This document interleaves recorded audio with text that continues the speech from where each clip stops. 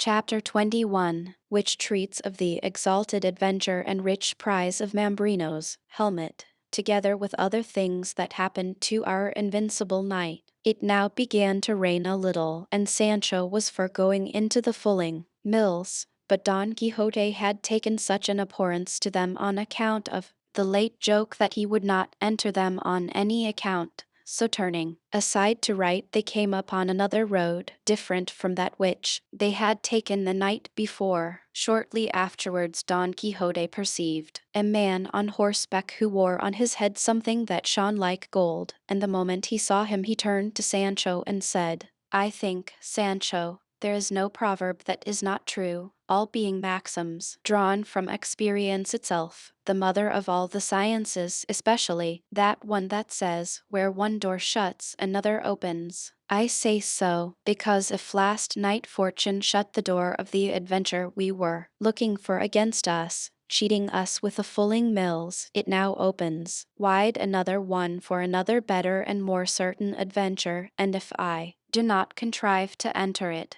it will be my own fault, and I cannot lay it to my ignorance of fulling mills or the darkness of the night. I say this because, if I mistake not, there comes towards us one who wears on his head the helmet of Mambrino, concerning which I took the oath you rememberest. Mind what you say, your worship, and still more what you do, said Sancho, for I don't want any more fulling mills to finish off fulling and knocking our senses out. The devil take you, man, said Don Quixote, what has a helmet to do with fulling mills? I don't know, replied Sancho, but, faith, if I may speak as I used, perhaps I could give such reasons that your worship would see you were mistaken in what you say. How can I be mistaken in what I say, unbelieving traitor? Returned Don Quixote. Tell me, seest you not over their knight coming towards us on a dappled grey steed, who has upon his head a helmet of gold? What I see and make out, answered Sancho, is only a man on a grey ass, like my own, who has something that shines on his head. Well, that is the helmet of Mambrino, said Don Quixote. Stand to one side and leave me alone with him. You shall see how, without saying a word, to save time, I shall bring this adventure to an issue and possess myself of the helmet I have so longed for. I will take care to stand aside, said Sancho, but God grant, I say, once more, that it may be marjoram and not fulling mills. I have told you, brother, on no account to mention those fulling mills to me again, said Don Quixote, or I vow, and I say no more, I'll full the soul out of you. Sancho held his peace in dread lest his master should carry out the vow he had hurled like a bowl at him. The fact of the matter as regards the helmet, steed, and knight that Don Quixote saw was this.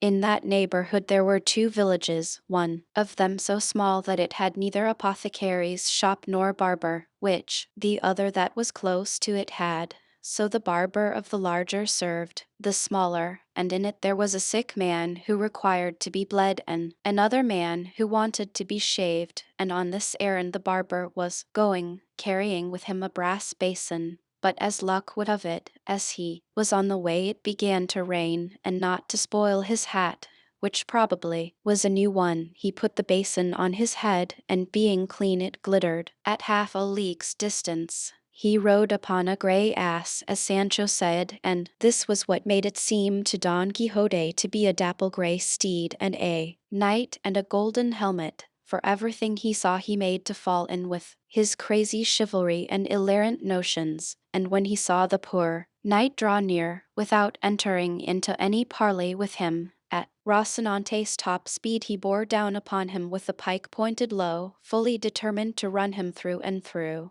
And as he reached him, without checking the fury of his charge, he cried to him, "Defend thyself, miserable being, or yield me of yours own accord that which is so reasonably my due." The barber, who without any expectation or apprehension of it saw this apparition coming down upon him, had no other way of saving himself from the stroke of the lance but to let himself fall off his ass, and no sooner had he touched the ground than he sprang up more nimbly than a deer and sped away across the plain faster than the wind. He left the basin on the ground, with which Don Quixote contented himself, saying that the pagan had shown his discretion and imitated the beaver, which finding itself pressed by the hunter's bites and cuts off with its test that for which, by its natural instinct, it knows it is pursued. He told Sancho to pick up the helmet, and he taking it in his hands said, "By God, the basin is a good one, and worth a reel of 8 if it is worth a Maravedis," and handed it to his master, who immediately put it on his head, turning it round, now this way, now that, in search of fitment, and, not finding it, he said, "Clearly the pagan to whose measure this famous head-piece was first forged must have had a very large head, but the worst of it is half of it is wanting." When Sancho heard him call the basin a headpiece he was unable to restrain his laughter, but remembering his master's wrath he checked himself in the amid of it. "What are you laughing at, Sancho?" said Don Quixote. "I am laughing," said he, "to think of the great head the pagan must have had who owned this helmet, for it looks exactly like a regular barber's basin." "Do you know what I suspect, Sancho?" said Don Quixote. "That this wonderful piece of this enchanted helmet must by some strange accident have come into the hands of someone who was unable to recognize or realize its value, and who, not knowing what he did, and seeing it to be of the purest gold, must have melted down one half for the sake of what it may be worth, and of the other made this, which is like a barber's basin as you sayest. But be it as it may, to me who recognize it, its transformation makes no difference, for I will set it to rights at the first village where there is a blacksmith, and in such style that that helmet the god of smithies forged for the god of battles shall not surpass it or evening come up to it. And in the meantime I will wear it as well as I can, for something is better than nothing, all the more as it will be quite enough to protect me from any chance blow of a stone." "That is," said Sancho, "if it is not shot with a sling as they were in the battle of the two armies, when they signed the cross on your worship's grinders and smashed the flask with that blessed draught that made me vomit my bowels up. It does not grieve me much to have lost it," said Don Quixote, "for you knowest, Sancho, that I have the receipt in my memory." "So have I," answered Sancho, "but if ever I make it, or try it again as long as I live, may this be my last hour. Moreover, I have no intention of putting myself in the way of wanting it, for I mean, with all my 5 senses, to keep myself from being wounded or from wounding anyone. As to being blanketed again, I say nothing, for it is hard to prevent mishaps of that sort, and if they come there is nothing for it but to squeeze our shoulders together, hold our breath, shut our eyes, and let ourselves go where luck and the blanket may send us." "You are a bad Christian, Sancho," said Don Quixote on hearing this, "for once an injury has been done you never forgettest it. But know that it is the part of noble and generous hearts not to attach importance to trifles. What lame leg have you got by it? What broken rib? What cracked head, that you cannot forget that jest, for jest and sport it was properly regarded, and had I not seen it in that light I would have returned and done more mischief in revenging you than the Greeks did for the rape of Helen, who, if she were alive now, or if my Dulcinea had lived then, may depend upon it she would not be so famous for her beauty as she is." And here he heaved a sigh and sent it aloft, and said, "Sancho, let it pass for a jest, as it cannot be revenged in earnest, but I know what sort of jest and earnest it was, and I know it will never be rubbed out of my memory any more than off my shoulders. But putting that aside, will your worship tell me what are we to do with this dapple grey steed that looks like a grey ass, which that Martino that your worship overthrew has left deserted here, for, from the way he took to his heels, and bolted, he is not likely ever to come back for it, and by my beard, but the gray is a good one. I have never been in the habit, said Don Quixote, of taking spoil of those whom I vanquish, nor is it the practice of chivalry to take away their horses and leave them to go on foot, unless truly it be that the victor have lost his own in the combat, in which case it is lawful to take that of the vanquished as a thing won in lawful war. Therefore, Sancho, leave this horse, or ass, or whatever you will have it to be, for when its owner sees us gone therefore he will come back for it. God knows I should like to take it, returned Sancho, or at least to change it for my own, which does not seem to me as good a one. Truly the laws of chivalry are strict, since they cannot be stretched to let one ass be changed for another. I should like to know if I may at least change trimmings. On that head I am not quite certain, answered Don Quixote, and the matter being doubtful, pending better information, I say you mayest change them, if so be you have urgent need of them. So urgent is it, answered Sancho, that if they were for my own person, I could not want them more. And immediately, fortified by this license, he effected the mutatio caparum, rigging out his beast to the 99s, and making quite another thing of it. This done, they broke their fast on the remains of the spoils of war plundered from the sumpter mule, and drank of the brook that flowed from the fulling mills, without casting a look in that direction. In such loathing did they hold them for the alarm they had caused them, and all anger and gloom removed, they mounted, and, without taking any fixed road not to fix upon any being the proper thing, for true knights errant, they set out, guided by Rocinante's will, which carried along with it that of his master, not to say that of the ass, which always followed him wherever he led, lovingly and sociably. Nevertheless they returned to the high road, and pursued it at a venture, without any other aim. As they went along, then, in this way Sancho said to his master, Senor, would your worship give me leave to speak a little to you? For since you laid that hard injunction of silence on me several things have gone to rot in my stomach, and I have now just one on the tip of my tongue that I don't want to be spoiled. Say on, Sancho, said Don Quixote, and be brief in your discourse, for there is no pleasure in one that is long. Well then, Senor, returned Sancho, I say that for some days past I have been considering how little is got or gained by going in search of these adventures that your worship seeks in these wilds and crossroads, where, evening if the most perilous are victoriously achieved,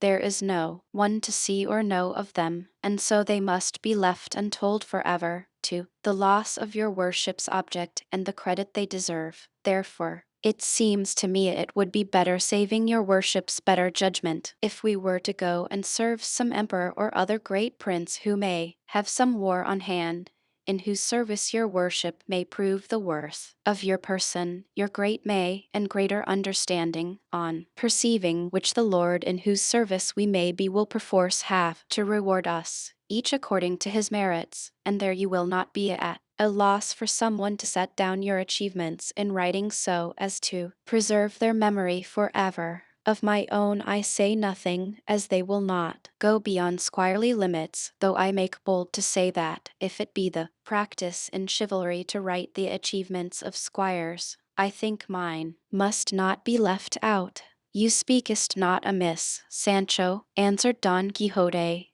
but before that point is reached it is requisite to roam the world as it were on probation, seeking adventures, in order that, by achieving some name and fame may be acquired, such that when he betakes himself to the court of some great monarch the knight may be already known by his deeds, and that the boys, the instant they see him enter the gate of the city, may all follow him and surround him, crying, this is the Knight of the Sun or the Serpent, or any other title under which he may have achieved great deeds. This, they will say, is he who vanquished in single combat the gigantic Braccabruno of mighty strength, he who delivered the great Mamluk of Persia out of the long enchantment under which he had been for almost 900 years. So from one to another they will go, proclaiming his achievements, and soon at the tumult of the boys and the others the king of that kingdom will appear at the windows of his royal palace, and as soon as he beholds the knight, recognizing him by his arms and the device on his shield, he will as a matter of course say, "What ho, forth all ye,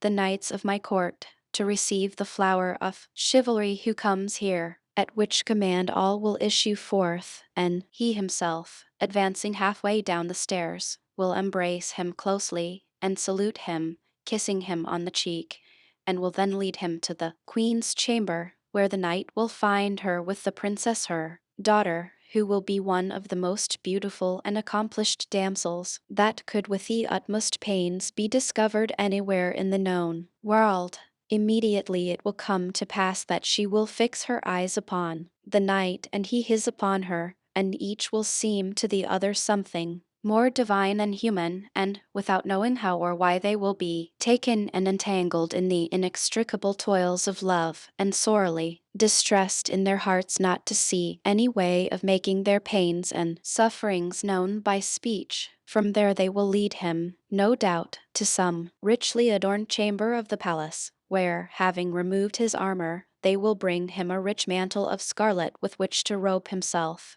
and if he looked noble in his armor he will look still more so in a doublet. When night comes he will sup with the king, queen, and princess, and all the time he will never take his eyes off her, stealing stealthy glances unnoticed by those present, and she will do the same, and with equal cautiousness, being, as I have said, a damsel of great discretion. The tables being removed, suddenly through the door of the hall there will enter a hideous and diminutive dwarf, followed by a fair dame between two giants, who comes with a certain adventure, the work of an ancient sage, and he who shall achieve it shall be deemed the best knight in the world. The king will then command all those present to essay it, and none will bring it to an end and conclusion save the stranger knight, to the great enhancement of his fame, whereat the princess will be overjoyed and will esteem herself happy and fortunate in having fixed and placed her thoughts so high.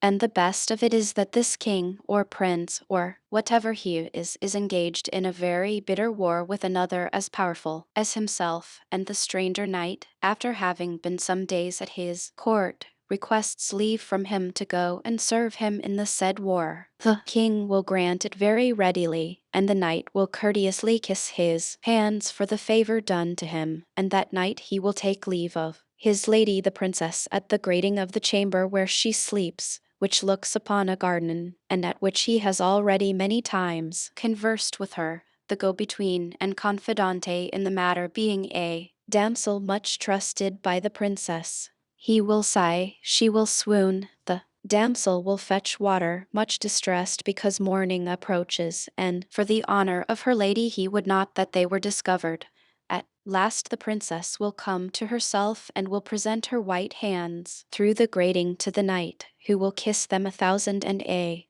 times, bathing them with his tears. It will be arranged between them how they are to inform each other of their good or evil fortunes, and the princess will entreat him to make his absence as short as possible, which he will promise to do with many oaths. Once more he kisses her hands, and takes his leave in such grief that he is well near ready to die. He betakes him from there to his chamber, flings himself on his bed, cannot sleep for sorrow at parting, rises early in the morning, goes to take leave of the king, queen, and princess, and as he takes his leave of the pair, it is told him that the princess is indisposed and cannot receive a visit. The knight thinks it is from grief at his departure. His heart is pierced, and he is hardly able to keep from showing his pain. The confidante is present, observes all, goes to tell her mistress, who listens with tears and says that one of her greatest distresses is not knowing who this knight is, and whether he is of kingly lineage or not.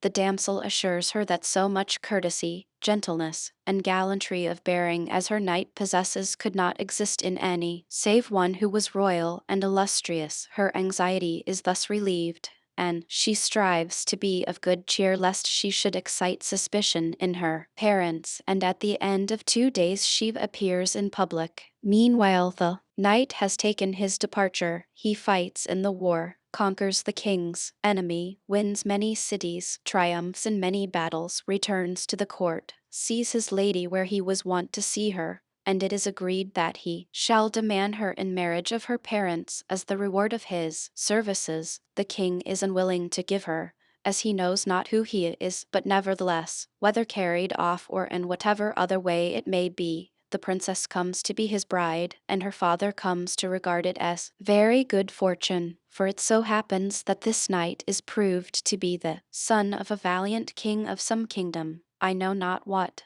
for I fancy it is not likely to be on the map. The father dies, the princess inherits, and, in 2 words, the knight becomes king. And here comes in at once the bestowal of rewards upon his squire and all who have aided him in rising to so exalted a rank. He marries his squire to a damsel of the princesses, who will be, no doubt, the one who was confidante in their amour, and is daughter of a very great duke. That's what I want, and no mistake about it, said Sancho. That's what I'm waiting for all this, word for word, is in store for your worship under the title of the Knight of the Rueful Countenance. You needst not doubt it, Sancho, replied Don Quixote, for in the same manner, and by the same steps as I have described here, knights errant rise and have risen to be kings and emperors. All we want now is to find out what king, Christian or pagan, is at war and has a beautiful daughter.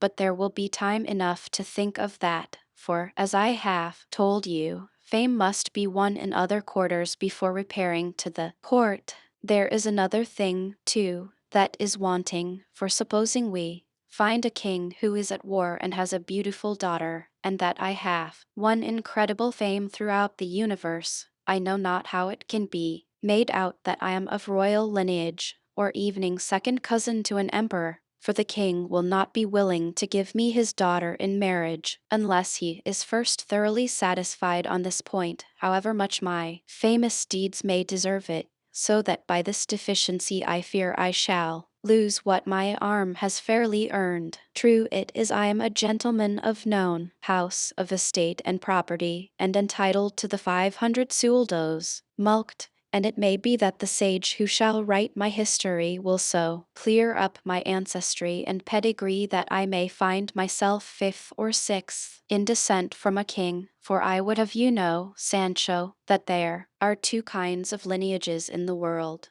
Some there be tracing and deriving their descent from kings and princes, whom time has reduced, little by little, until they end in a point like a pyramid upside down, and others who spring from the common herd and go on rising step by step, until they come to be great lords, so that the difference is that the one were what they no longer are, and the others are what they formerly were not. And I may be of such that after investigation my origin may prove great and famous, with which the king, my father-in-law that is to be, ought to be satisfied, and should he not be, the princess will so love me, that evening though she well knew me to be the son of a water-carrier, she will take me for her lord and husband in spite of her father. If not, then it comes to seizing her and carrying her off where I please, for time or death will put an end to the wrath of her parents. It comes to this, too, said Sancho, what some naughty people say, never ask as a favor what you can take by force, though it would fit better to say, a clear escape is better than good men's prayers.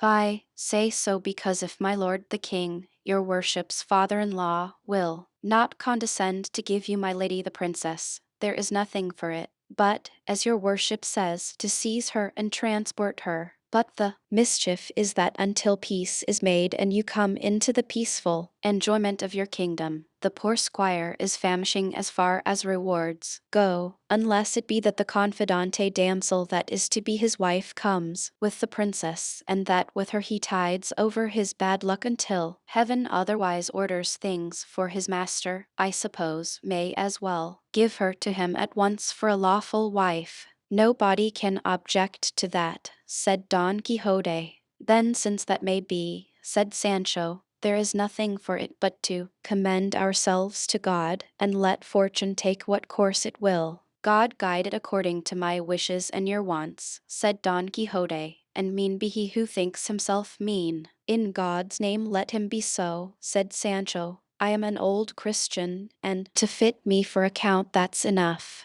And more than enough for you, said Don Quixote. An evening were you not, it would make no difference, because I being the king can easily give you nobility without purchase or service rendered by you, for when I make you a count, then you are at once a gentleman, and they may say what they will, but by my faith they will have to call you your lordship, whether they like it or not. Not a doubt of it, and I'll know how to support the tittle, said Sancho. Title you shouldst say, not tittle, said his master. So be it, answered Sancho. I say I will know how to behave, for once in my life I was beadle of a brotherhood, and the beadle's gown sat so well on me that all said I looked as if I was to be steward of the same brotherhood. What will it be, then, when I put a duke's robe on my back, or dress myself in gold and pearls like a count? I believe they'll come 100 leagues to see me. You will look well, said Don Quixote, but you must shave your beard often, for you have it so thick and rough and unkempt,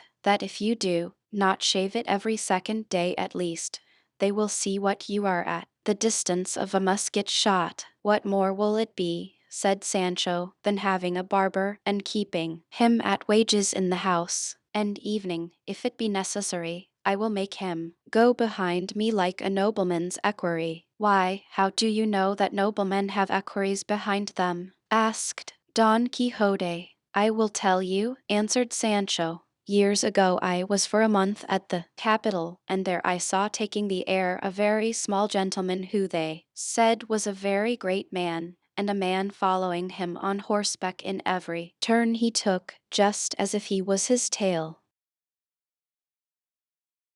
Chapter 22. Of the freedom Don Quixote conferred on several unfortunates who against their will were being carried where they had no wish to go. Side Hamid Benengeli, the Arab and Manchegan author, relates in this most grave, high-sounding, minute, delightful, and original history that, after the discussion between the famous Don Quixote of La Mancha and his squire Sancho Panza, which is set down at the end of chapter 21, Don Quixote raised his eyes and saw coming along the road he was following some dozen men on foot strung together by the neck, like beads, on a great iron chain, and all with manacles on their hands. With them there came also 2 men on horseback and 2 on foot, those on horseback with wheellock muskets, those on foot with javelins and swords, and as soon as Sancho saw them he said, that is a chain of galley slaves on the way to the galleys by force of the king's orders. How by force?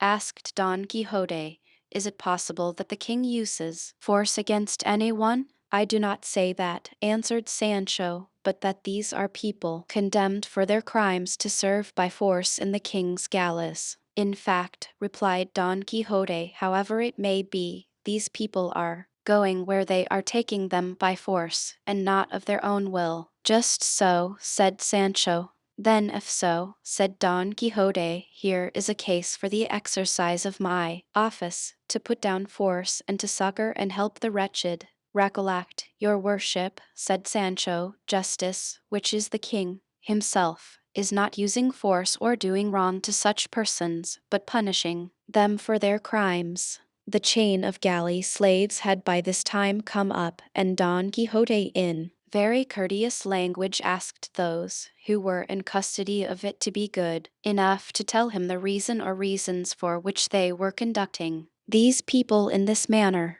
One of the guards on horseback answered that they were galley slaves belonging to his majesty, that they were going to the galleys, and that was all that was to be said and all he had any business to know. Nevertheless, replied Don Quixote, I should like to know from each of them separately the reason of his misfortune. To this he added more to the same effect to induce them to tell him what he wanted so civilly that the other mounted guard said to him, though we have here the register and certificate of the sentence of every one of these wretches, this is no time to take them out or read them. Come and ask themselves, they can tell if they choose, and they will, for these fellows take a pleasure in doing and talking about rascalities. With this permission, which Don Quixote would have taken evening had they not granted it, he approached the chain and asked the first for what offenses he was now in such a sorry case. He made answer that it was for being a lover. For that only? Replied Don Quixote. Why, if for being lovers they send people to the galleys, I may have been rowing in them long ago. The love is not the sort your worship is thinking of, said the galley slave. Mine was that I loved a washerwoman's basket of clean linen so well, and held it so close in my embrace, that if the arm of the law had not forced it from me, I should never have let it go of my own will. To this moment, I was caught in the act. There was no occasion for torture. The case was settled. They treated me to 100 lashes on the back, and 3 years of girapas besides, and that was the end of it. What are girapas? Asked Don Quixote. Girapas are galleys, answered the galley slave, who was a young man of about 24, and said he was a native of Piedrahita. Don Quixote asked the same question of the second, who made no reply, so downcast and melancholy was he. But the first answered for him, and said he, Sir, goes as a canary, I mean as a musician and a singer. What? Said Don Quixote, for being musicians and singers are people sent to the galleys too? Yes, sir, answered the galley slave, for there is nothing worse than singing under suffering. On the contrary, I have heard say, said Don Quixote, that he who sings scares away his woes. Here it is the reverse, said the galley slave, for he who sings once weeps all his life. I do not understand it, said Don Quixote. But one of the guards said to him, Sir, to sing under suffering means with the non-sancta fraternity to confess under torture. They put this sinner to the torture and he confessed his crime, which was being a cuatrero, that is a cattle stealer, and on his confession they sentenced him to 6 years in the galleys, besides 200 lashes that he has already had on the back, and he is always dejected and downcast because the other thieves that were left behind and that march here ill-treat, and snub, and jeer, and despise him for confessing and not having spirit enough to say no. For, say they, no has no more letters in it than yes, and a culprit is well off when life or death with him depends on his own tongue and not on that of witnesses or evidence, and to my thinking they are not very far out. And I think so too, answered Don Quixote. Then passing on to the third, he asked him what he had asked the others, and the man answered very readily and unconcernedly, I am going for 5 years to their ladyships, the girapas, for the want of 10 ducats. I will give 20 with pleasure to get you out of that trouble, said Don Quixote. That, said the galley slave, is like a man having money at sea when he is dying of hunger and has no way of buying what he wants. I say so, because if at the right time I had had those 20 ducats that your worship now offers me, I would have greased the notary's pen and freshened up the attorney's wit with them, so that today I should be in the middle of the plaza of the Zacadover at Toledo, and not on this road, coupled like a greyhound. But God is great. Patience, there, that's enough of it. Don Quixote passed on to the fourth, a man of venerable aspect with a white beard falling below his breast, who on hearing himself asked the reason of his being there began to weep without answering a word. But the fifth acted as his tongue and said, This worthy man is going to the galleys for 4 years, after having gone the rounds in ceremony and on horseback. "That means," said Sancho Panza, "as I take it, to have been exposed to shame in public." "Just so," replied the galley slave, "and the offense for which they gave him that punishment was having been an ear broker, no body broker. I mean, in short, that this gentleman goes as a pimp, and for having, besides a certain touch of the sorcerer about him." "If that touch had not been thrown in," said Don Quixote, "he would not deserve, for mere pimping, to row in the galleys, but rather to command, and be admiral of them. For the office of pimp is no ordinary one, being the office of persons of discretion, one very necessary in a well-ordered state, and only to be exercised by persons of good birth. No, there ought to be an inspector and overseer of them, as in other offices, and recognized number, as with the brokers on change. In this way many of the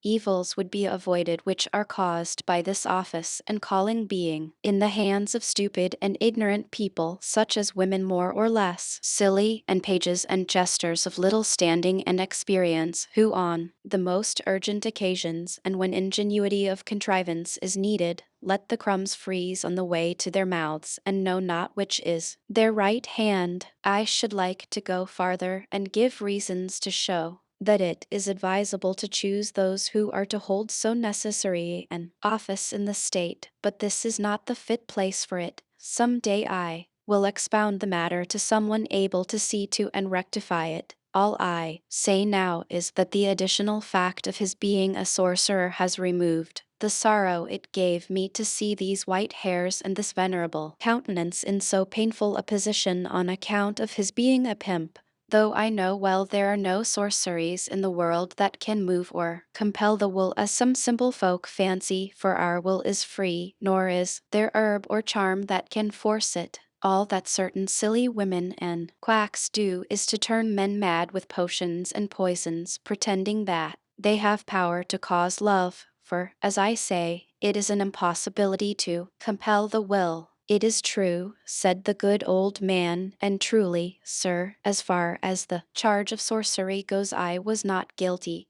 As to that of being a pimp I cannot deny it, but I never thought I was doing any harm by it, for my only object was that all the world should enjoy itself and live in peace and quiet, without quarrels or troubles, but my good intentions were unavailing to save me from going where I never expect to come back from, with this weight of years upon me, and a urinary ailment that never gives me a moment's ease." And again he fell to weeping as before, and such compassion did Sancho feel for him that he took out a real of 4 from his bosom and gave it to him in alms. Don Quixote went on and asked another what his crime was, and the man answered with no less but rather much more sprightliness than the last one: "I am here because I carried the joke too far with a couple of cousins of mine, and with a couple of other cousins who were none of mine. In short, I carried the joke so far with them all that it ended in such a complicated increase of kindred that no accountant could make it clear.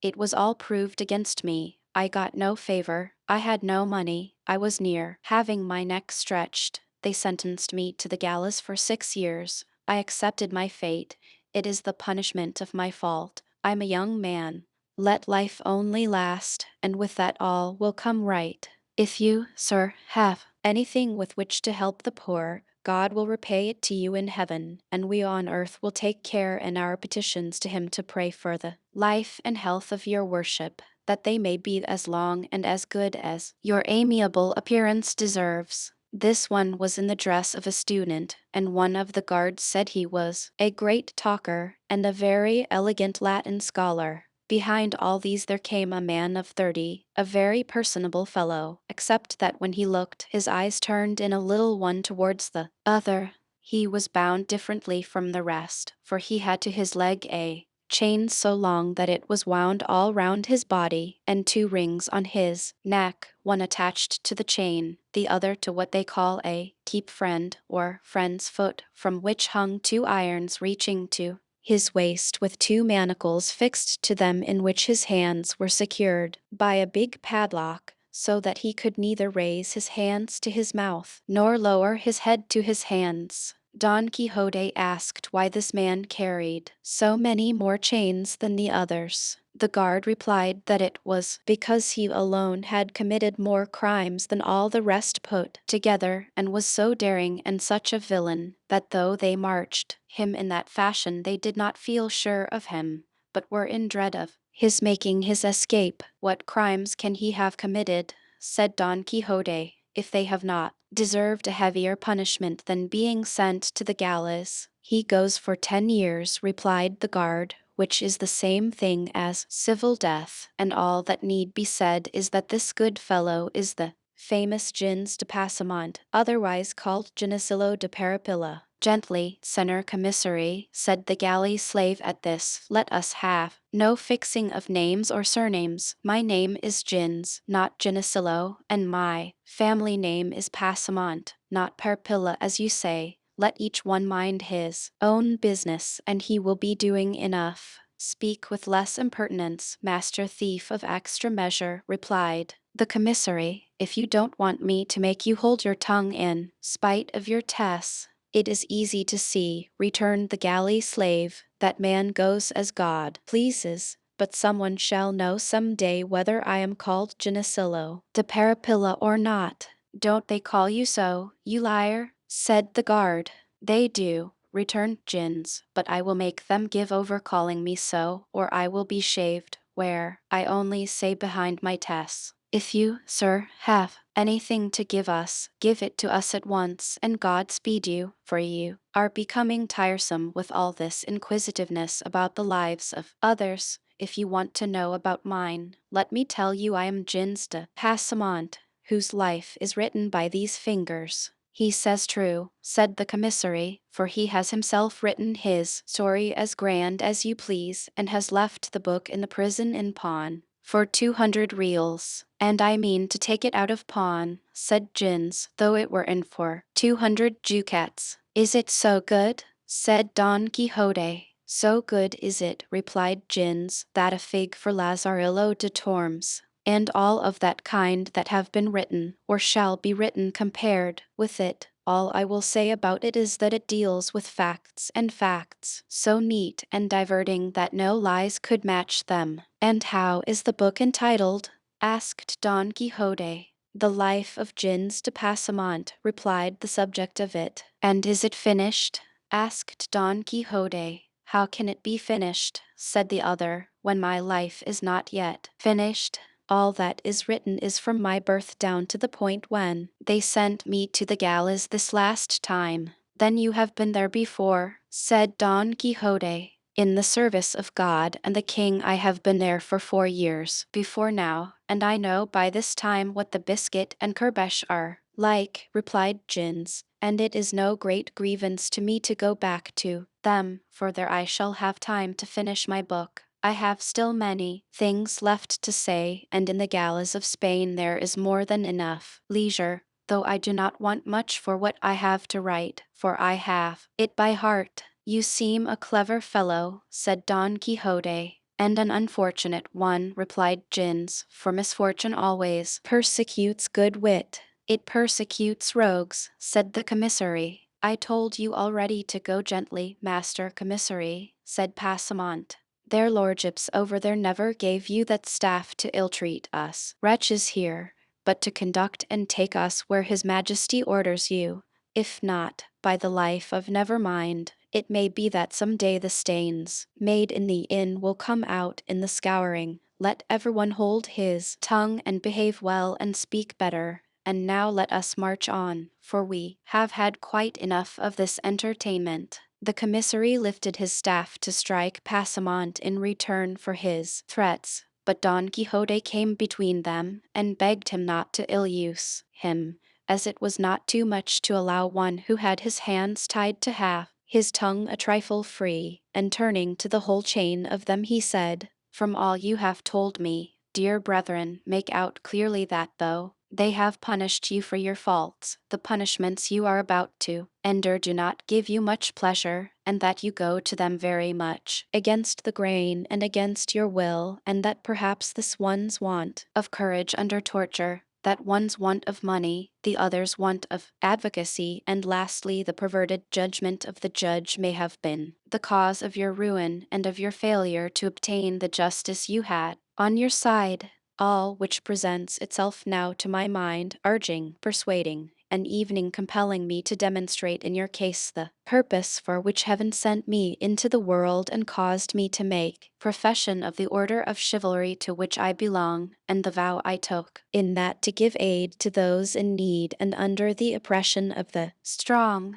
But as I know that it is a mark of prudence not to do by foul means what may be done by fair, I will ask these gentlemen, the guards and commissary, to be so good as to release you and let you go in peace, as there will be no lack of others to serve the king under more favorable circumstances, for it seems to me a hard case to make slaves of those whom God and nature have made free. Moreover, sirs of the guard, added Don Quixote, these poor fellows have done nothing to you. Let each answer for his own sins over there. There is a God in heaven who will not forget to punish the wicked or reward the good, and it is not fitting that honest men should be the instruments of punishment to others, they being in that no way concerned. This request I make thus, gently and quietly, that, if you comply with it, I may have reason for thanking you, and if you will not voluntarily, this lance and sword, together with the may of my arm, shall compel you to comply with it by force. Nice nonsense, said the commissary, a fine piece of pleasantry he has come out with at last. He wants us to let the king's prisoners go, as if we had any authority to release them, or he to order us to do so. Go your way, sir, and good luck to you. Put that basin straight that you've got on your head, and don't go looking for 3 feet on a cat. It is you that are the cat, rat, and rascal, replied Don Quixote, and, acting on the word, he fell upon him so suddenly that without giving him time to defend himself, he brought him to the ground sorely wounded with a lance thrust, and lucky it was for him that it was the one that had the musket. The other guards stood thunderstruck and amazed at this unexpected event, but recovering presence of mind, those on horseback seized their swords and those on foot their javelins and attacked Don Quixote, who was waiting for them with great calmness, and no doubt it would have gone badly with him if the galley slaves, seeing the chance before them of liberating themselves, had not effected it by contriving to break the chain on which they were strung. Such was the confusion, that the guards, now rushing at the galley slaves who were breaking loose, now to attack Don Quixote who was waiting for them, did nothing at all that was of any use. Sancho, on his part, gave a helping hand to release Gins de Passamont, who was the first to leap forth upon the plain free and unfettered, and who, attacking the prostrate commissary, took from him his sword and the musket, with which, aiming at one and leveling at another, he, without ever discharging it, drove every one of the guards off the field, for they took to flight, as well to escape Passamont's musket as the showers of stones the now released galley slaves were raining upon them. Sancho was greatly grieved at the affair, because he anticipated that those who had fled would report the matter to the Holy Brotherhood, who at the summons of the alarm bell would at once sally forth in quest of the offenders, and he said so to his master, and entreated him to leave the place at once, and go into hiding in the sierra that was close by. That is all very well, said Don Quixote, but I know what must be done now, and calling together all the galley slaves, who were now running riot, and had stripped the commissary to the skin, he collected them round him to hear what he had to say, and addressed them as follows: to be grateful for benefits received is the part of persons of good birth, and one of the sins most offensive to God is ingratitude. I say so, because, sirs, ye have already seen by manifest proof the benefit ye have received of me, in return for which I desire, and it is my good pleasure, that, laden with that chain which I have taken off your necks, ye at once set out and proceed to the city of El Toboso, and there present yourselves before the Lady Dulcinea del Toboso, and say to her that her Knight, he of the rueful countenance, sends to commend himself to her, and that ye recount to her in full detail all the particulars of this notable adventure, up to the recovery of your longed for liberty, and this done ye may go where ye will, and good fortune attend you. Gins de Passamont made answer for all, saying, that which you, sir, our deliverer, demand of us, is of all impossibilities the most impossible to comply with, because we cannot go together along the roads, but only singly and separate, and each one his own way, endeavoring to hide ourselves in the bowels of the earth to escape the holy brotherhood, which, no doubt, will come out in search of us. What your worship may do, and fairly do, is to change this service and tribute as regards the lady Dulcinea del Toboso for a certain quantity of Ave Marias and Credos which we will say for your worship's intention, and this is a condition that can be complied with by night as by day, running or resting, in peace or in war. But to imagine that we are going now to return to the flesh spots of Egypt, I mean to take up our chain and set out for El Toboso, is to imagine that it is now night, though it is not yet 10 in the morning, and to ask this of us is like asking pears of the elm tree. Then by all that's good, said Don Quixote, now stirred to wrath, Don, son of a bitch, Don Ginesillo de Parapillo, or whatever your name is, you will have to go yourself alone, with your tail between your legs and the whole chain on your back. Passamont, who was anything but meek, being by this time thoroughly convinced that Don Quixote was not quite right in his head, as he had committed such a vagary as to set them free, finding himself abused in this fashion, gave the wink to his companions, and falling back they began to shower stones on Don Quixote at such a rate that he was quite unable to protect himself with his buckler, and poor Rocinante no more heeded the spur than if he had been made of brass. Sancho planted himself behind his ass, and with him sheltered himself from the hailstorm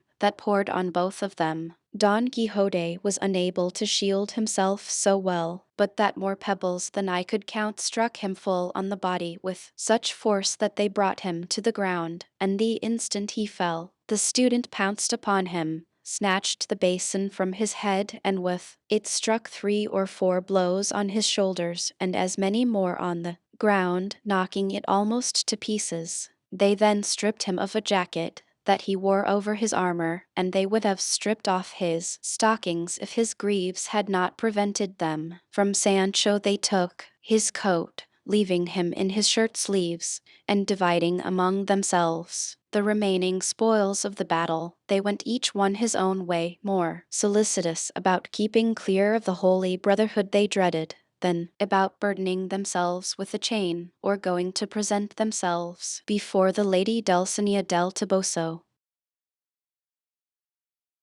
Chapter 23 of what befell Don Quixote in the Sierra Morena, which was one of the rarest adventures related in this veracious history. Seeing himself served in this way, Don Quixote said to his squire, I have always heard it said, Sancho, that to do good to boors is to throw water into the sea. If I had believed your words, I should have avoided this trouble. But it is done now. It is only to have patience and take warning for the future. Your worship will take warning as much as I am a Turk, returned Sancho. But, as you say, this mischief may have been avoided if you had believe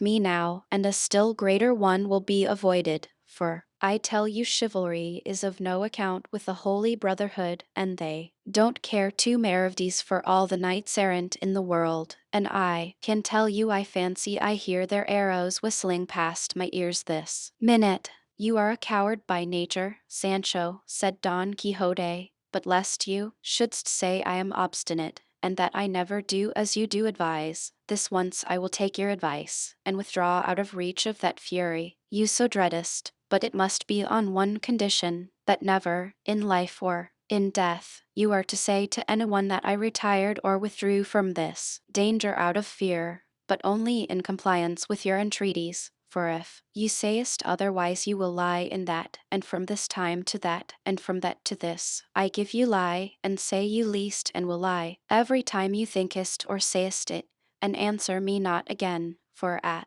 the mere thought that I am withdrawing or retiring from any danger, above all from this, which does seem to carry some little shadow of fear with it, I am ready to take my stand here and await alone, not only that holy brotherhood you talk of and dread, but the brothers of the 12 tribes of Israel, and the 7 Maccabees, and Castor and Pollux, and all the brothers and brotherhoods in the world. Senor, replied Sancho, to retire is not to flee, and there is no wisdom in waiting when danger outweighs hope, and it is the part of wise men to preserve themselves today for tomorrow, and not risk all in one day. And let me tell you, though I am a clown and a bore, I have got some notion of what they call safe conduct, so repent not of having taken my advice, but mount Rocinante if you can, and if not I will help you, and follow me, for my mother wit tells me we have more need of legs than hands just now.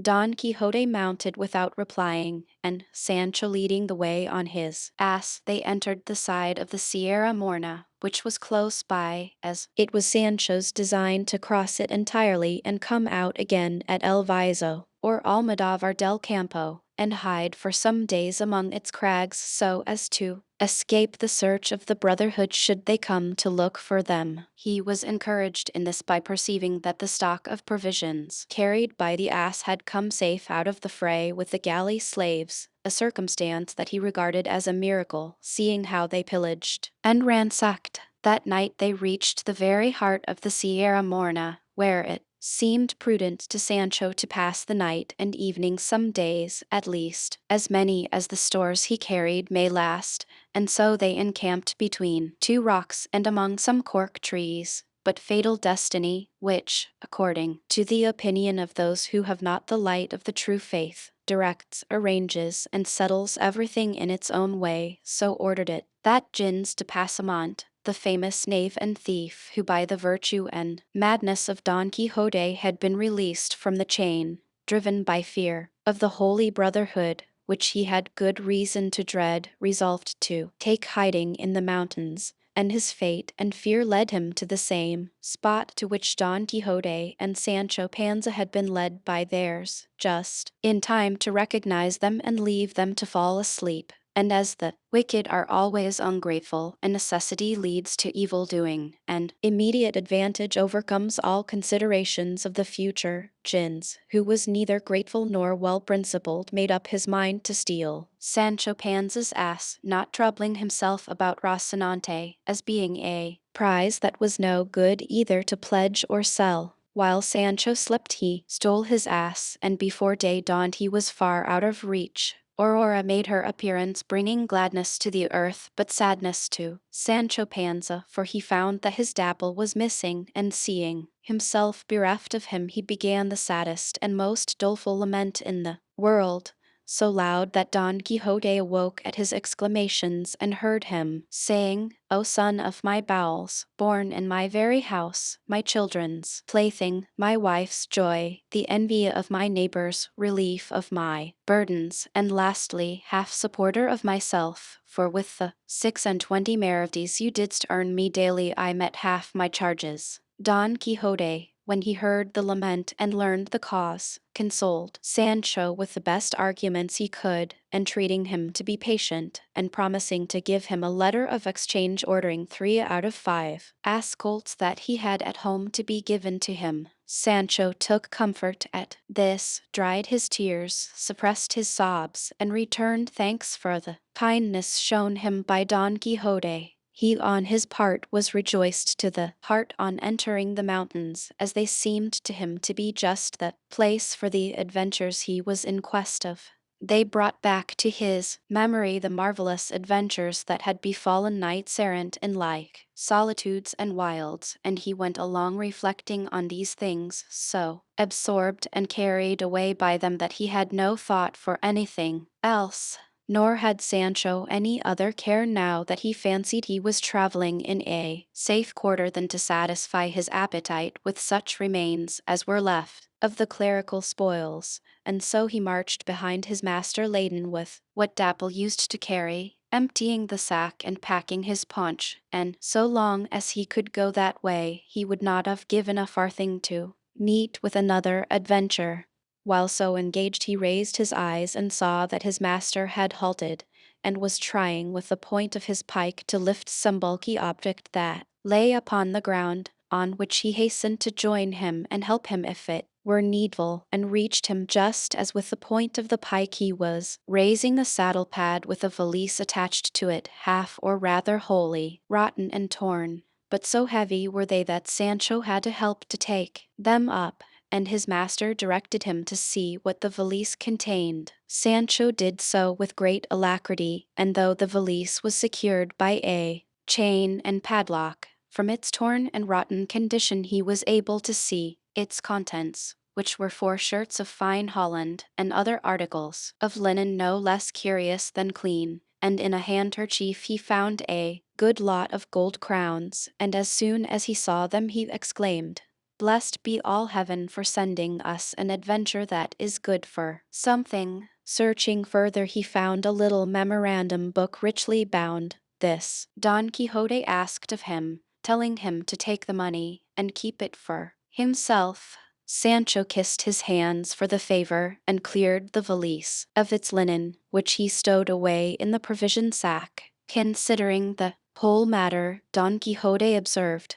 "It seems to me, Sancho, and it is impossible it can be otherwise, that some strayed traveler must have crossed the Sierra and been attacked and slain by footpads, who brought him to this remote spot to bury him." "That cannot be," answered Sancho, "because if they had been robbers they would not have left this money." "You are right," said Don Quixote, "and I cannot guess or explain what this may mean. But stay, let us see if in this memorandum book there is anything written by which we may be able to trace out or discover what we want to know." He opened it, and the first thing he found in it, written roughly but in a very good hand, was a sonnet, and reading it aloud that Sancho may hear it, he found that it ran as follows: "Sonnet. Poor love is lacking in intelligence, or to the height of cruelty attains, or else it is my doom to suffer pains beyond the measure due to my offense. But if love be a god, it follows from there that he knows all, and certain it remains no god loves cruelty. Then who ordains this penance that enthralls while it torments? It were a falsehood, Chloe, you to name such evil with such goodness cannot live, and against heaven I dare not charge the blame. I only know it is my fate to die. To him who knows not from where his malady, a miracle alone a cure can give." "There is nothing to be learned from that rhyme," said Sancho, "unless by that clue there's in it one may draw out the ball of the whole matter." "What clue is there?" said Don Quixote. "I thought your worship spoke of a clue in it," said Sancho. "I only said Chloe," replied Don Quixote, "and that no doubt is the name of the lady of whom the author of the sonnet complains, and faith, he must be a tolerable poet, or I know little of the craft."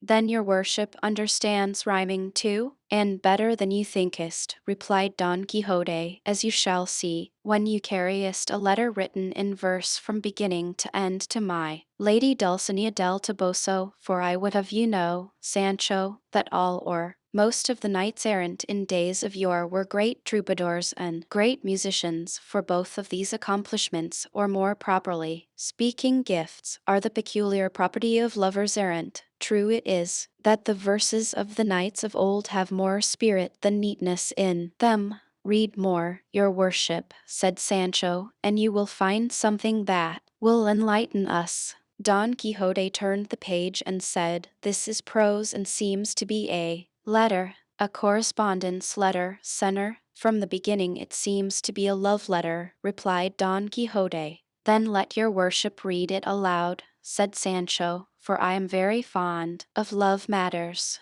"With all my heart," said Don Quixote, and reading it aloud as Sancho had requested him, he found it ran thus: "Your false promise and my sure misfortune carry me to a place from where the news of my death will reach your ears before the words of my complaint. Ungrateful one, you have rejected me for one more wealthy, but not more worthy. but if virtue were esteemed wealth, I should neither envy the fortunes of others nor weep for misfortunes of my own. What your beauty raised up your deeds have laid low. By it I believed you to be an angel, by them I know you are a woman. Peace be with you who have sent word to me, and heaven grant that the deceit of your husband be ever hidden from you, so that you repent not of what you have done, and I reap not a revenge I would not have. When he had finished the letter, Don Quixote said, "There is less to be gathered from this than from the verses, except that he who wrote it is some rejected lover." And turning over nearly all the pages of the book, he found more verses and letters, some of which he could read, while others he could not. But they were all made up of complaints, laments, misgivings, desires and aversions, favors and rejections, some rapturous, some doleful. While Don Quixote examined the book, Sancho examined the valise, not leaving a corner in the whole of it or in the pad that he did not search, peer into, and explore, or seem that he did not rip, or tuft of wool that he did not pick to pieces, lest anything should escape for want of care and pains. So keen was the covetousness excited in him by the discovery of the crowns, which amounted to near 100, and though he found no more booty, he held the blanket flights, balsam vomits, stake benedictions, carriers' fisticuffs missing, alforjas, stolen coat, and all the hunger, thirst, and weariness he had endured in the service of his good master, cheap at the price, as he considered himself more than fully indemnified for all by the payment he received in the gift of the treasure trove. The Knight of the Rueful Countenance was still very anxious to find out who the owner of the valise could be, conjecturing from the sonnet and letter, from the money in gold, and from the fineness of the shirts, that he must be some lover of distinction whom the scorn and cruelty of his lady had driven to some desperate course. But as in that uninhabited and rugged spot there was no one to be seen of whom he could inquire, he saw nothing else for it but to push on, taking whatever road Rocinante chose, which was where he could make his way, firmly persuaded that among these wilds he could not fail to meet some rare adventure. As he went along, then, occupied with these thoughts, he perceived on the summit of a height that rose before their eyes a man who went springing from rock to rock and from tussock to tussock with marvelous agility. As well as he could make out he was unclad, with a thick black beard, long tangled hair, and bare legs and feet. His thighs were covered by breeches, apparently of tawny velvet, but so ragged that they showed his skin in several places. He was bareheaded, and notwithstanding the swiftness with which he passed, as has been described, the Knight of the Rueful Countenance observed and noted all these trifles, and though he made the attempt he was unable to follow him, for it was not granted to the feebleness of Rocinante to make way over such rough ground, he being, moreover, slow-paced and sluggish by nature.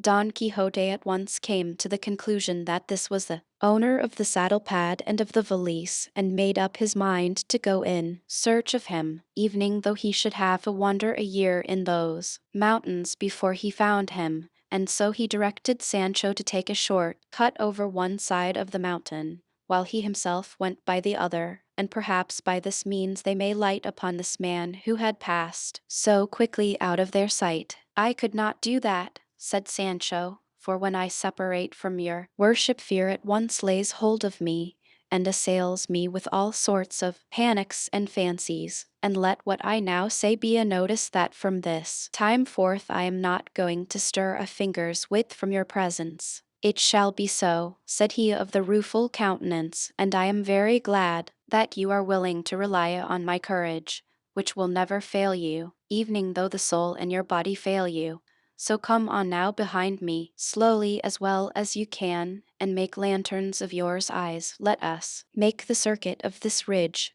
Perhaps we shall light upon this man that we saw, who no doubt is no other than the owner of what we found." To which Sancho made answer, "Far better would it be not to look for him, for if we find him, and he happens to be the owner of the money, it is plain I must restore it. It would be better, therefore, that without taking this needless trouble, I should keep possession of it until in some other less meddlesome and officious way the real owner may be discovered, and perhaps that will be when I shall have spent it, and then the king will hold me harmless. You are wrong there, Sancho, said Don Quixote, for now that we have a suspicion who the owner is, and have him almost before us, we are bound to seek him and make restitution, and if we do not see him, the strong suspicion we have as to his being the owner makes us as guilty as if he were so. And so, friend Sancho, let not our search for him give you any uneasiness, for if we find him it will relieve mine. And so saying he gave Rocinante the spur, and Sancho followed him on foot,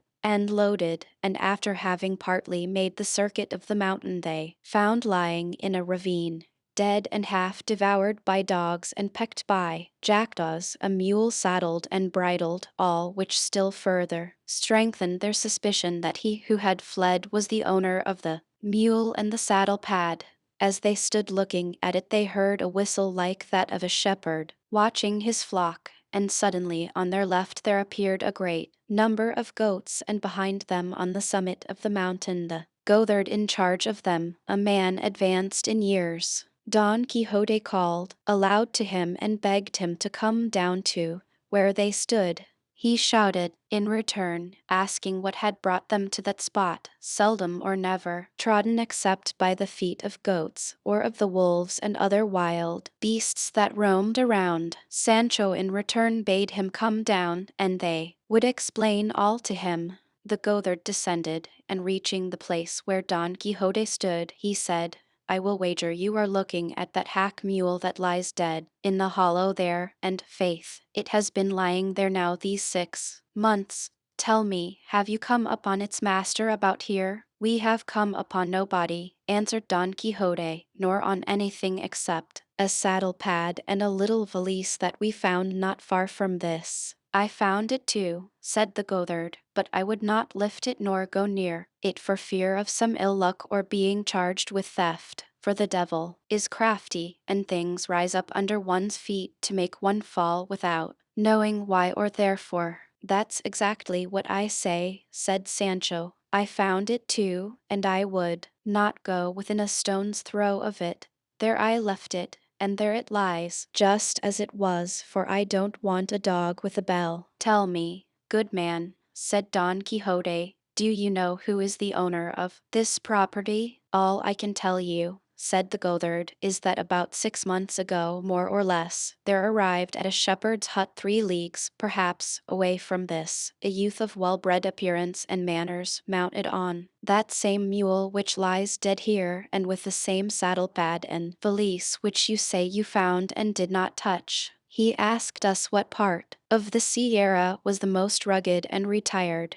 We told him that it was where we now are, and so in truth it is, for if you push on half a league farther, perhaps you will not be able to find your way out, and I am wondering how you have managed to come here, for there is no road or path that leads to this spot. I say, then, that on hearing our answer the youth turned about and made for the place we pointed out to him, leaving us all charmed with his good looks, and wondering at his question and the haste with which we saw him depart in the direction of the Sierra. And after that we saw him no more, until some days afterwards he crossed the path of one of our shepherds, and without saying a word to him, came up to him and gave him several cuffs and kicks, and then turned to the ass with our provisions and took all the bread and cheese it carried, and having done this made off back again into the Sierra with extraordinary swiftness. When some of us goatherds learned this, we went in search of him for about 2 days through the most remote portion of the Sierra,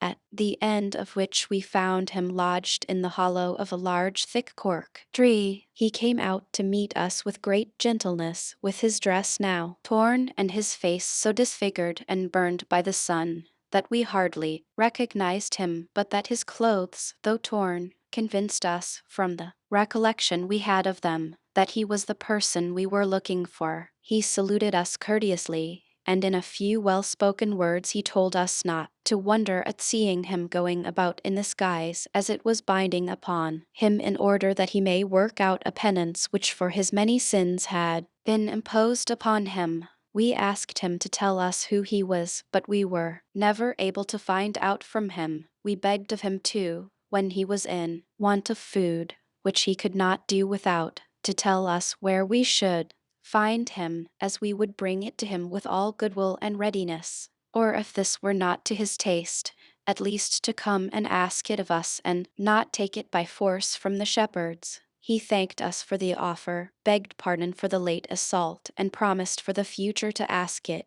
in God's name without offering violence to anybody. As for fixed abode, he said he had no other than that which chance offered wherever night may overtake him, and his words ended in an outburst of weeping so bitter that we who listened to him must have been very stones had we not joined him in it, comparing what we saw of him the first time with what we saw now, for, as I said, he was a graceful and gracious youth, and in his courteous and polished language showed himself to be of good birth and courtly breeding, and rustics as we were that listened to him evening. To our rusticity his gentle bearing sufficed to make it plain, but in the mid of his conversation he stopped and became silent, keeping his eyes fixed upon the ground for some time, during which we stood still waiting anxiously to see what would come of this abstraction, and with no little pity, for from his behavior, now staring at the ground with fixed gaze and eyes wide open without moving an eyelid, again closing them, compressing his lips and raising his eyebrows, we could perceive plainly that a fit of madness of some kind had come upon him,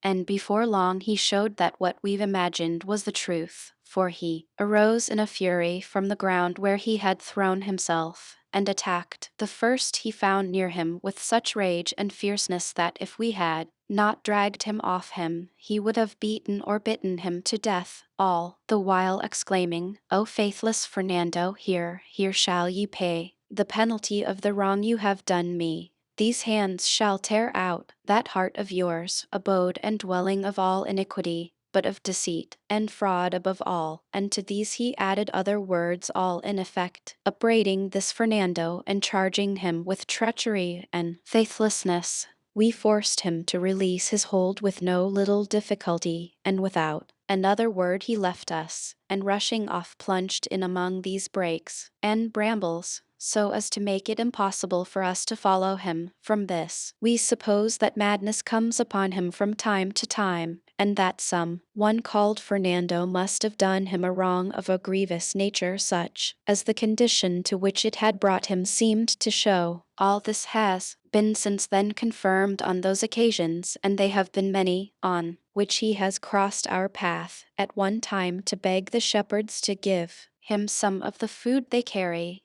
at another to take it from them by force, for when there is a fit of madness upon him, evening though the shepherds offer it freely, he will not accept it but snatches it from them by dint of blows, but when he is in his senses he begs it for the love of God, courteously and civilly, and receives it with many thanks, and not a few tears. And to tell you the truth, sirs, continued the Gothard, it was yesterday that we resolved, I and 4 of the lads, 2 of them our servants, and the other 2 friends of mine, to go in search of him until we find him, and when we do to take him, whether by force or of his own consent, to the town of Almodovar, which is 8 leagues from this, and there strive to cure him if truly his malady admits of a cure, or learn when he is in his senses who he is, and if he has relatives to whom we may give notice of his misfortune. This, sirs, is all I can say in answer to what you have asked me, and be sure that the owner of the articles you found is he whom you saw pass by with such nimbleness and so naked.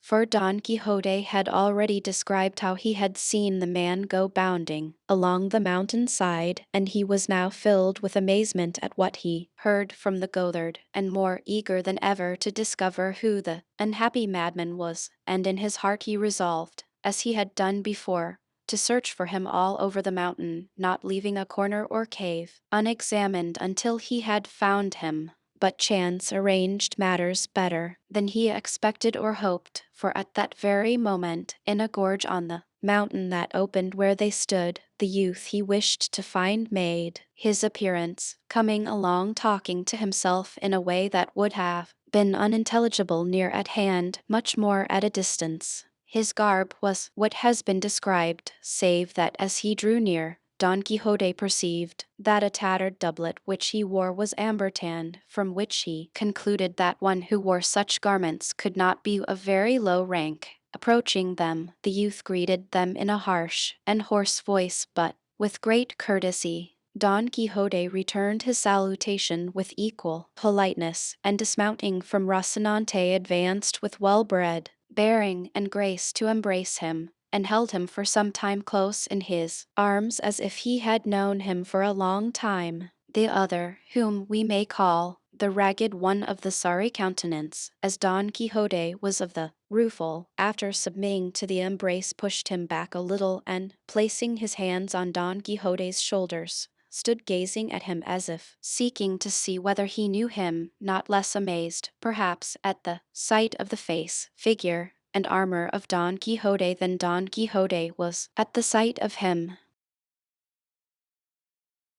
Chapter 24, in which is continued the adventure of the Sierra Morna. The history relates that it was with the greatest attention Don Quixote listened to the ragged knight of the Sierra, who began by saying, "Of a surety, Senor, whoever you are, for I know you not, I thank you for the proofs of kindness and courtesy you have shown me, and would I were in a condition to requite with something more than goodwill that which you have displayed towards me in the cordial reception you have given me, but my fate does not afford me any other means of returning kindnesses done me save the hearty desire to repay them. Mine," replied Don Quixote, "is to be of service to you, so much so that I had resolved not to quit these mountains until I had found you, and learned of you whether there is any kind of relief to be found for that sorrow under which from the strangeness of your life you seem to labor, and to search for you with all possible diligence, if search had been necessary, and if your misfortune should prove to be one of those that refuse admission to any sort of consolation, it was my purpose to join you in lamenting and mourning over it, so far as I could, for it is still some comfort in misfortune to find one who can feel for it. And if my good intentions deserve to be acknowledged with any kind of courtesy, I entreat you, Senor, by that which I perceive you possess in so high a degree, and likewise conjure you by whatever you love or have loved best in life, to tell me who you are and the cause that has brought you to live or die in these solitudes like a brute beast,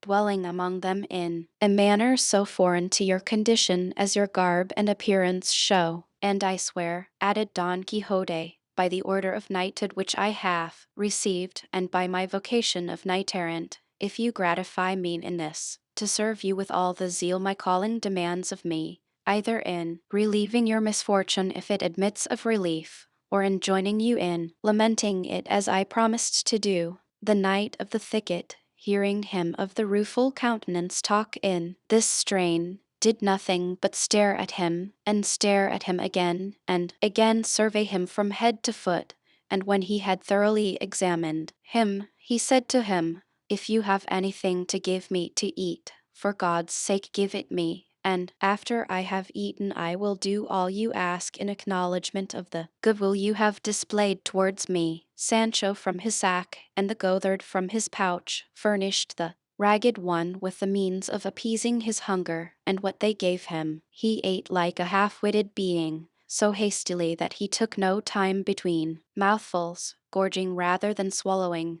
and while he ate neither he nor they who observed him uttered a word. As soon as he had done he made signs to them to follow him, which they did, and he led them to a green plot which lay a little farther off round the corner of a rock. On reaching it he stretched himself upon the grass, and the others did the same, all keeping silence, until the ragged one, settling himself in his place, said, If it is your wish, sirs, that I should disclose in a few words the surpassing extent of my misfortunes, you must promise not to break the thread of my sad story with any question or other interruption, for the instant you do so the tale I tell will come to an end. These words of the ragged one reminded Don Quixote of the tale his squire had told him when he failed to keep count of the goats that had crossed the river, and the story remained unfinished. But to return to the ragged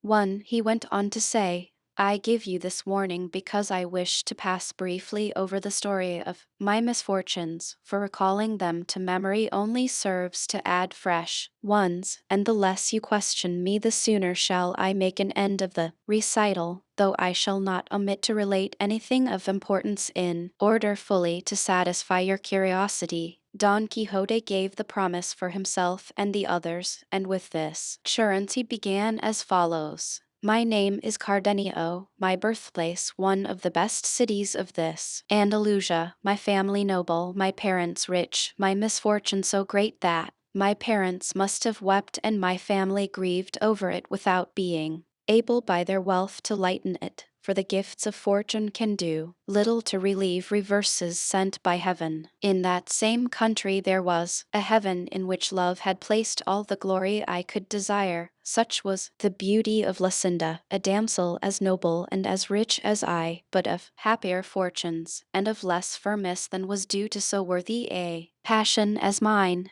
This Lucinda I loved, worshipped, and adored from my earliest and tenderest years, and she loved me in all the innocence and sincerity of childhood. Our parents were aware of our feelings and were not sorry to perceive them, for they saw clearly that as they ripened, they must lead at last to a marriage between us, a thing that seemed almost prearranged by the equality of our families and wealth. We grew up, and with our growth grew the love between us, so that the father of Lucinda felt bound for propriety's sake to refuse me admission to his house, in this perhaps imitating the parents of that this so celebrated by the poets, and this refusal but added love to love and flame to flame. For though they enforced silence upon our tongues, they could not impose it upon our pens, which can make known the heart's secrets to a loved one more freely than tongues, for many a time the presence of the object of love shakes the firmest will and strikes dumb the boldest tongue. Ah, heavens! How many letters did I write her, and how many dainty modest replies did I receive, how many ditties and love songs did I compose in which my heart declared and made known its feelings, described its ardent longings, revelled in its recollections, and dallied with its desires. Length growing impatient, and feeling my heart languishing with longing to see her, I resolved to put into execution and carry out what seemed to me the best mode of winning my desired and merited reward, to ask her of her father for my lawful wife, which I did. To this his answer was that he thanked me for the disposition I showed to do honor to him and to regard myself as honored by the bestowal of his treasure, but that as my father was alive it was his by right to make this demand, for if it were not in accordance with his full will and pleasure, Lucinda was not to be taken or given by stealth. I thanked him for his kindness, reflecting that there was reason in what he said, and that my father would assent to it as soon as I should tell him, and with that view I went the very same instant to let him know what my desires were. When I entered the room where he was, I found him with an open letter in his hand, which, before I could utter a word, he gave me, saying, By this letter you will see, Cardenio, the disposition the Duke Ricardo has to serve you. This Duke Ricardo, as you, sirs, probably know already, is a grandee of Spain who has his seat in the best part of this Andalusia.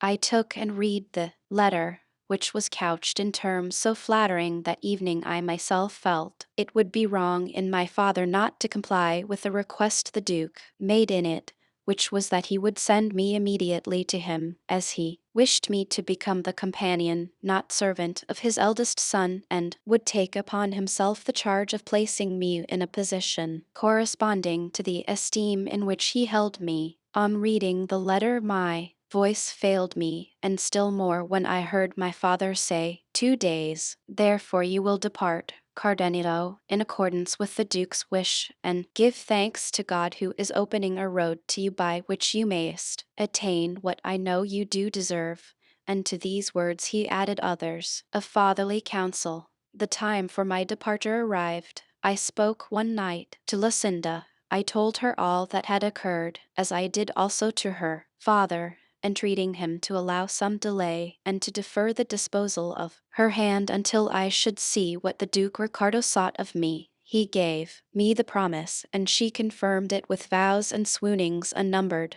Finally, I presented myself to the Duke, and was received and treated by him so kindly that very soon envy began to do its work. The old servants, growing envious of me, and regarding the Duke's inclination to show me favor as an injury to themselves. But the one to whom my arrival gave the greatest pleasure was the Duke's second son, Fernando by name, a gallant youth, of noble, generous, and amorous disposition, who very soon made so intimate a friend of me that it was remarked by everybody, for though the elder was attached to me and showed me kindness, he did not carry his affectionate treatment to the same length as Don Fernando. It so happened, then, that as between friends no secret remains unshared, and as the favor I enjoyed with Don Fernando had grown into friendship, he made all his thoughts known to me, and in particular a love affair, which troubled his mind a little. He was deeply in love with a peasant girl, a vassal of his father's, the daughter of wealthy parents, and herself so beautiful, modest, discreet, and virtuous, that no one who knew her was able to decide in which of these respects she was most highly gifted or most excelled. The attractions of the fair peasant raised the passion of Don Fernando to such a point that, in order to gain his object and overcome her virtuous resolutions, he determined to pledge his word to her to become her husband, for to attempt it in any other way was to attempt an impossibility. Bound to him as I was by friendship, I strove by the best arguments and the most forcible examples I could think of to restrain and dissuade him from such a course. But perceiving I produced no effect, I resolved to make the Duke Ricardo, his father, acquainted with the matter. But Don Fernando, being sharp-witted and shrewd, foresaw and apprehended this, perceiving that by my duty as a good servant I was bound not to keep concealed a thing so much opposed to the honor of my lord the Duke, and so, to mislead and deceive me, he told me he could find no better way of effacing from his mind the beauty that so enslaved him than by absenting himself for some months, and that he wished the absence to be effected by our going, both of us, to my father's house under the pretence which he would make to the Duke of going to see and buy some fine horses that there were in my city, which produces the best in the world. When I heard him say so, evening, if his resolution had not been so good a one, I should have hailed it as one of the happiest that could be imagined, prompted by my affection, seeing what a favorable chance and opportunity it offered me of returning to see my Lucinda. With this thought and wish I commended his idea and encouraged his design, advising him to put it into execution as quickly as possible, as in truth, absence produced its effect in spite of the most deeply rooted feelings. But, as afterwards appeared, when he said this to me, he had already enjoyed the peasant girl under the title of husband, and was waiting for an opportunity of making it known with safety to himself, being in dread of what his father the Duke would do when he came to know of his folly. It happened, then, that as with young men love is for the most part nothing more than appetite, which, as its final object is enjoyment, comes to an end on obtaining it, and that which seemed to be love takes to flight, as it cannot pass the limit fixed by nature, which fixes no limit to true love. What I mean is that, after Don Fernando had enjoyed this peasant girl, his passion subsided and his eagerness cooled, and if at first he feigned a wish to absent himself, in order to cure his love, he was now in reality anxious to go to avoid keeping his promise. The Duke gave him permission, and ordered me to accompany him. We arrived at my city, and my father gave him the reception due to his rank. I saw Lucinda without delay, and, though it had not been dead or deadened, my love gathered fresh life. To my sorrow I told the story of it to Don Fernando, for I thought that in virtue of the great friendship he bore me I was bound to conceal nothing from him. I extolled her beauty, her gaiety, her wit, so warmly that my praises excited in him a desire to see a damsel adorned by such attractions. To my misfortune I yielded to it, showing her to him one night by the light of a taper at a window where we used to talk to one another. As she appeared to him in her dressing gown, she drove all the beauties he had seen until then out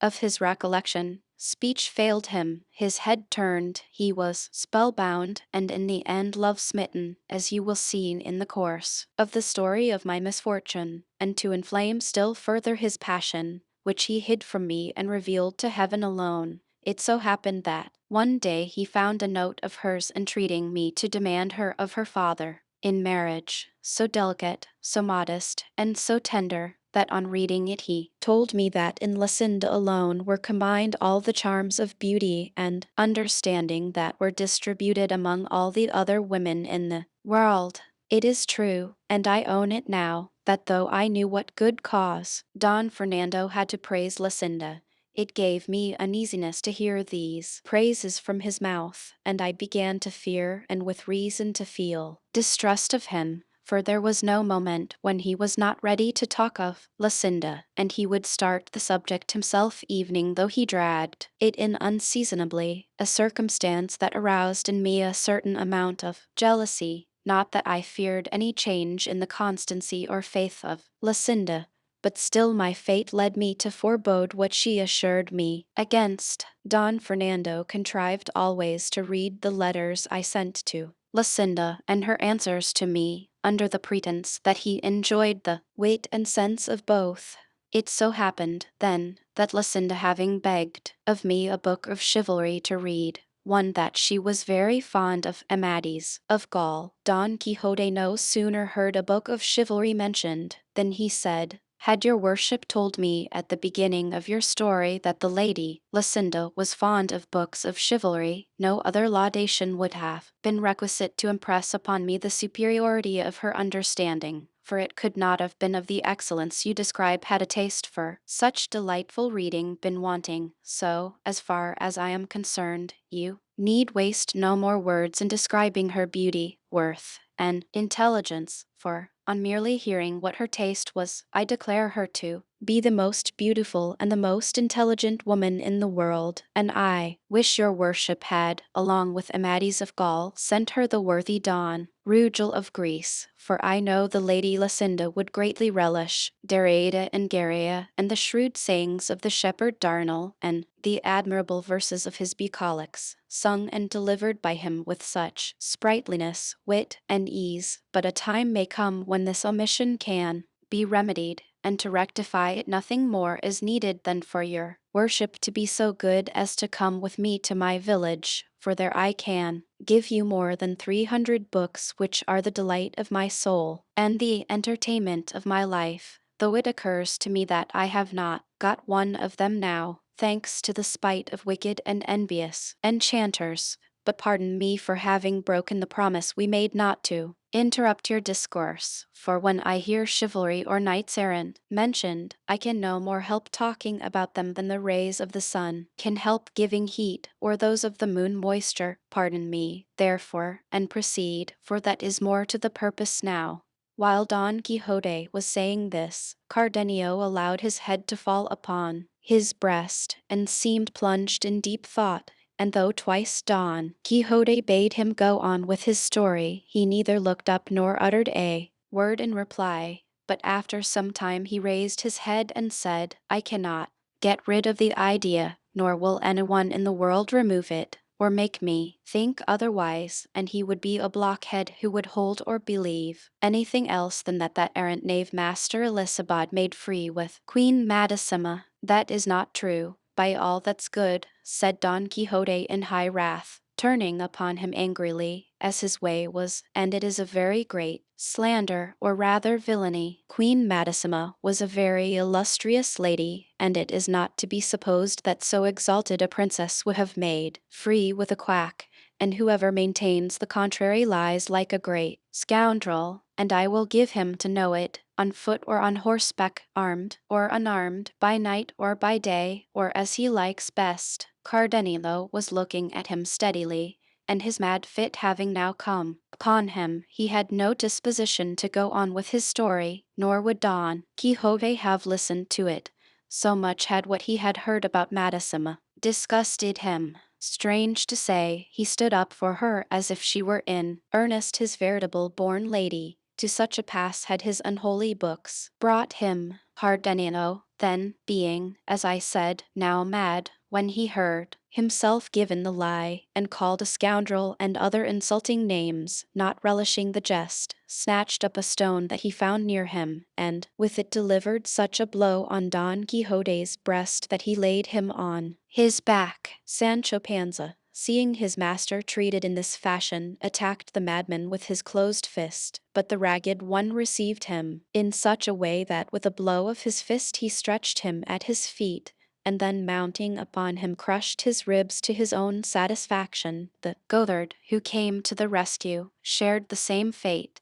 and having beaten and pummeled them all, he left them and quietly withdrew to his hiding place on the mountain. Sancho rose, and with the rage he felt at finding himself so belabored without deserving it, ran to take vengeance on the Goatherd, accusing him of not giving them warning that this man was at times taken with a mad fit, for if they had known it they would have been on their guard to protect themselves. The Goatherd replied that he had said so, and that if he had not heard him, that was no fault of his. Sancho retorted, and the Goatherd rejoined, and the altercation ended in their seizing each other by the beard and exchanging such fisticuffs that if Don Quixote had not made peace between them, they would have knocked one another to pieces. "Leave me alone, Sir Knight of the Rueful Countenance," said Sancho, grappling with the Goatherd, "for of this fellow, who is a clown like myself, and no dubbed knight, I can safely take satisfaction for the affront he has offered me, fighting with him hand to hand like an honest man."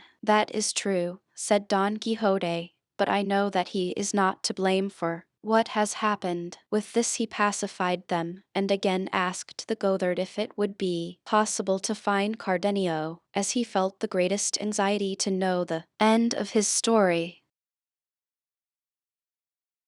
Chapter 25, which treats of the strange things that happened to the stout knight of La Mancha in the Sierra Morna, and of his imitation of the penance of Beltenebros. Don Quixote took leave of the Goatherd, and once more mounting Rocinante, bade Sancho follow him, which he, having no ass, did very discontentedly. They proceeded slowly, making their way into the most rugged part of the mountain, Sancho all the while dying to have a talk with his master, and longing for him to begin, so that there should be no breach of the injunction laid upon him, but unable to keep silence so long, he said to him, "Senor Don Quixote, give me your worship's blessing and dismissal, for I'd like to go home at once to my wife and children, with whom I can at any rate talk and converse as much as I like, for to want me to go through these solitudes day and night and not speak to you when I have a mind is burying me alive. If luck would have it that animals spoke as they did in the days of Gisopete, it would not be so bad, because I could talk to Rocinante about whatever came into my head,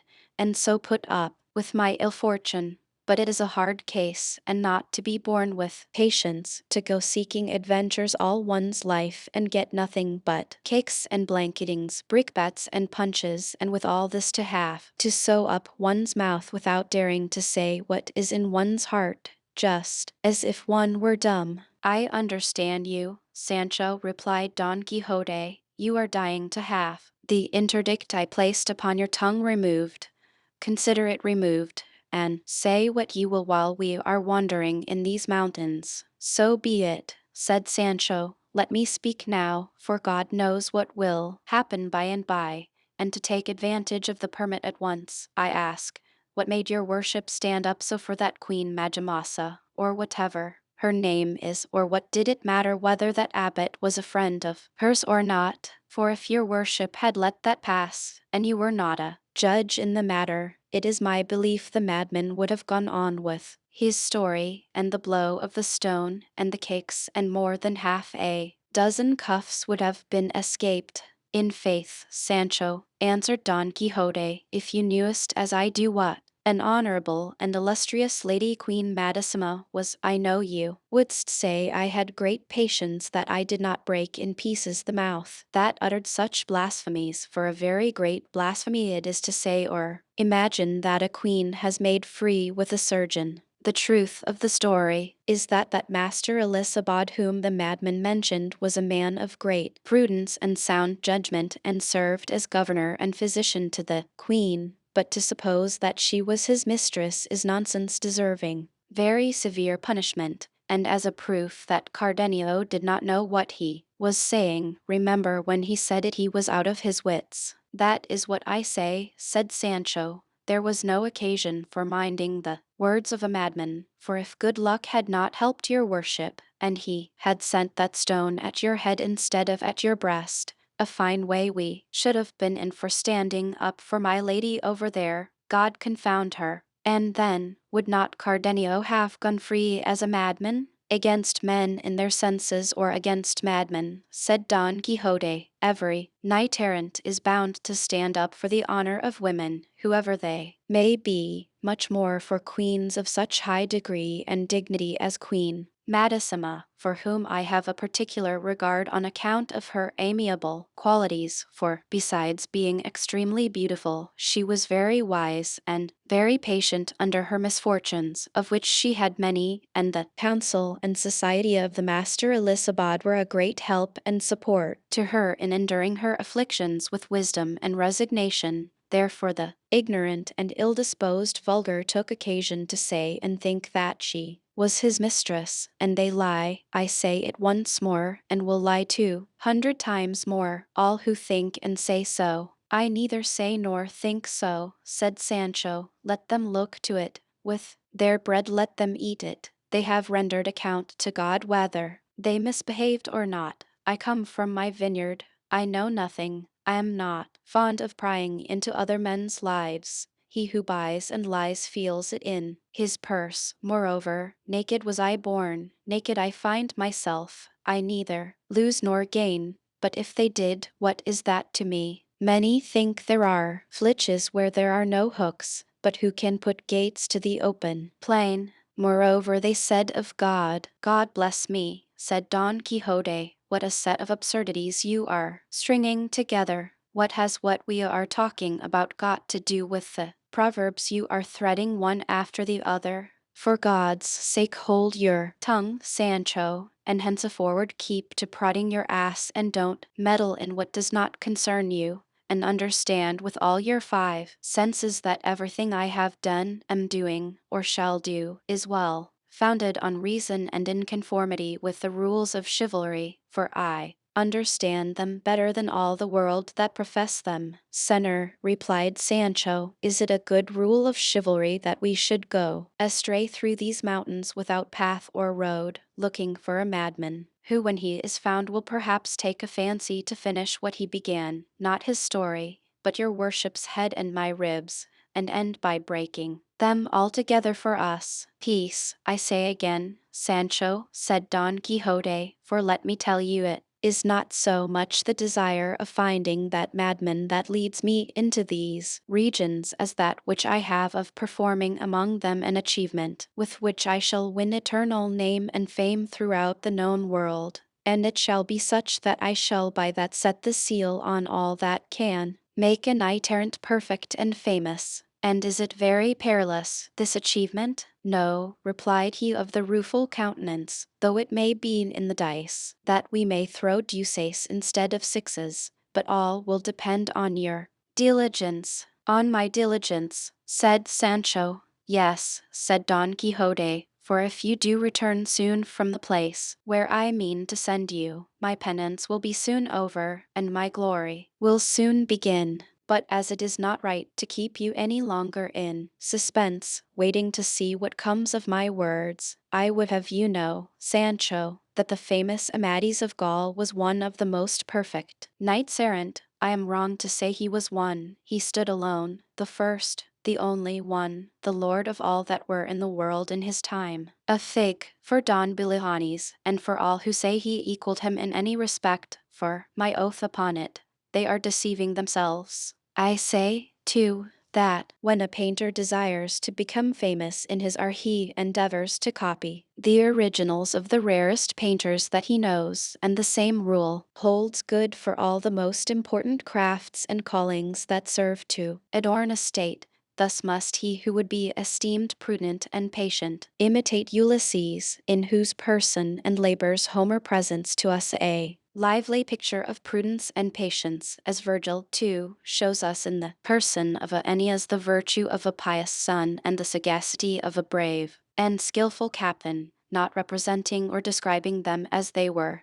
but as they ought to be, so as to leave the example of their virtues to posterity. In the same way Amadis was the Polestar, Daystar, son of valiant and devoted knights, whom all we who fight under the banner of love and chivalry are bound to imitate. This, then, being so, I consider, friend Sancho, that the knight-errant who shall imitate him most closely will come nearest to reaching the perfection of chivalry. Now one of the instances in which this knight most conspicuously showed his prudence, worth, valor, endurance, fortitude, and love was when he withdrew, rejected by the Lady Oriana, to do penance upon the Pena Pauper, changing his name into that of Beltenebros, a name assuredly significant and appropriate to the life which he had voluntarily adopted. So, as it is easier for me to imitate him in this than in cleaving giants asunder, cutting off serpents' heads, slaying dragons, routing armies, destroying fleets, and breaking enchantments, and as this place is so well suited for a similar purpose, I must not allow the opportunity to escape which now so conveniently offers me its forelock. What is it in reality, said Sancho, that your worship means to do in such an out-of-the-way place as this? Have I not told you, answered Don Quixote, that I mean to imitate Amadis here, playing the victim of despair, the madman, the maniac, so as at the same time to imitate the valiant Don Roland,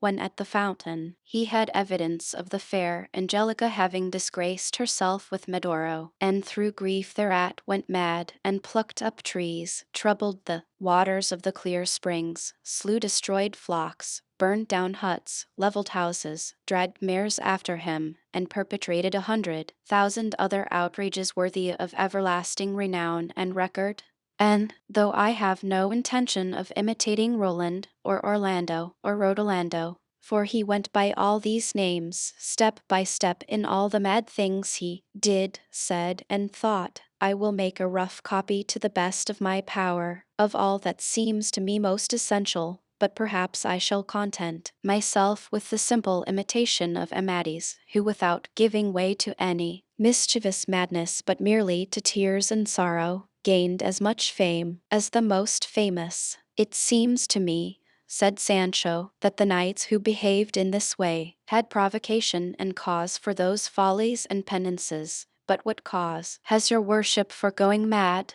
What lady has rejected you, or what evidence have you found to prove that the Lady Dulcinea del Toboso has been trifling with Moor or Christian? There is the point, replied Don Quixote, and that is the beauty of this business of mine. No thanks to a knight-errant for going mad when he has cause. The thing is to turn crazy without any provocation, and let my lady know, if I do this in the dry, what I would do in the moist. Moreover, I have abundant cause in the long separation I have endured from my lady till death, Dulcinea del Toboso, for as you didst hear that shepherd Ambrosio say the other day, in absence all ills are felt and feared, and so, friend Sancho, waste no time in advising me against so rare, so happy, and so unheard of an imitation, mad I am, and mad I must be until you returnest with the answer to a letter that I mean to send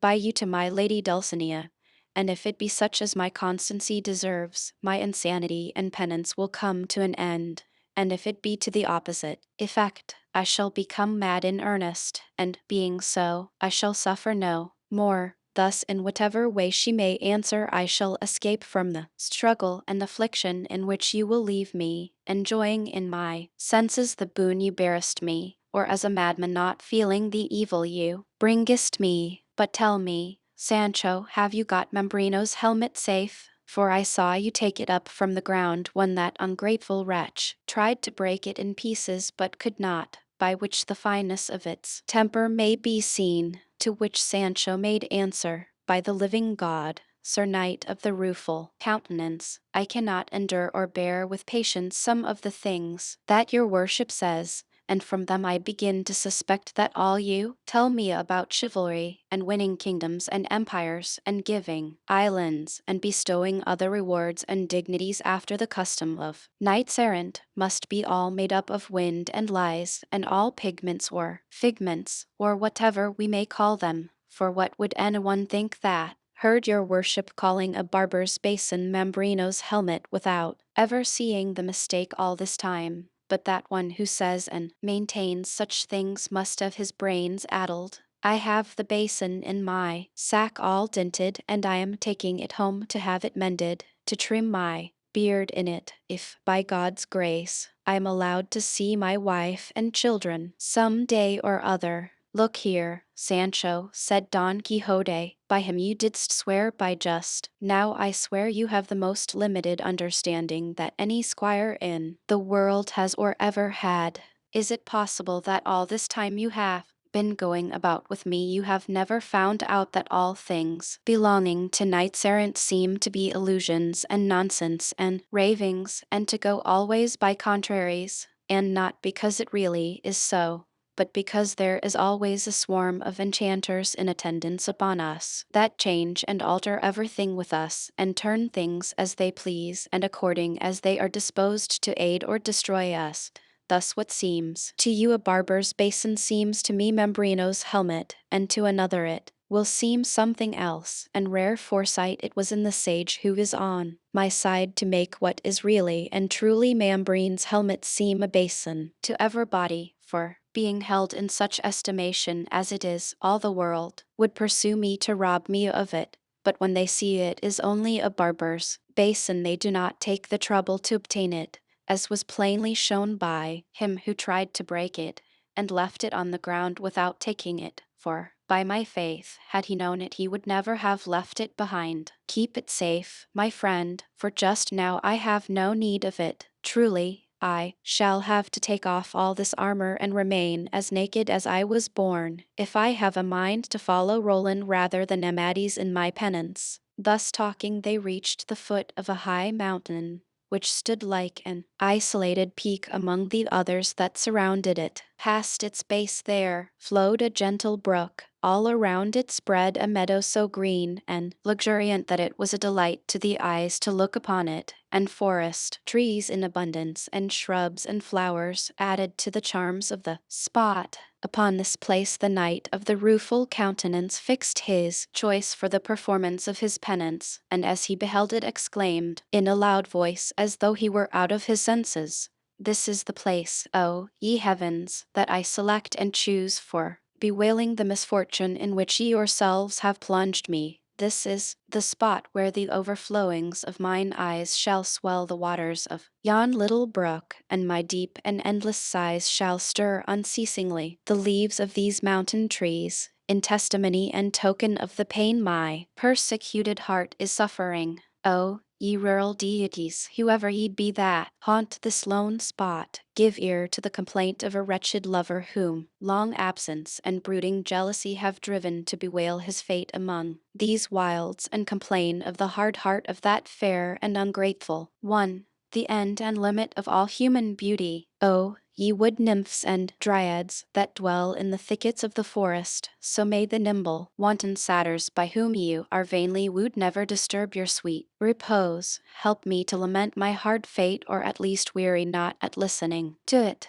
O Dulcinea del Toboso, day of my night, glory of my pain, guide of my path, star of my fortune, so may heaven grant you in full all you seekest of it. Bethink you of the place and condition to which absence from you has brought me, and make that return in kindness that is due to my fidelity. O lonely trees, that from this day forward shall bear me company in my solitude, give me some sign by the gentle movement of your boughs that my presence is not distasteful to you. O, you, my squire, pleasant companion in my prosperous and adverse fortunes, fix well in your memory what you shall see me do here, so that you mayest relate and report it to the sole cause of all. And so saying, he dismounted from Rocinante, and in an instant relieved him of saddle and bridle, and, giving him a slap on the croup, said, he gives you freedom who is bereft of it himself. O steed, as excellent indeed as you are unfortunate in your lot,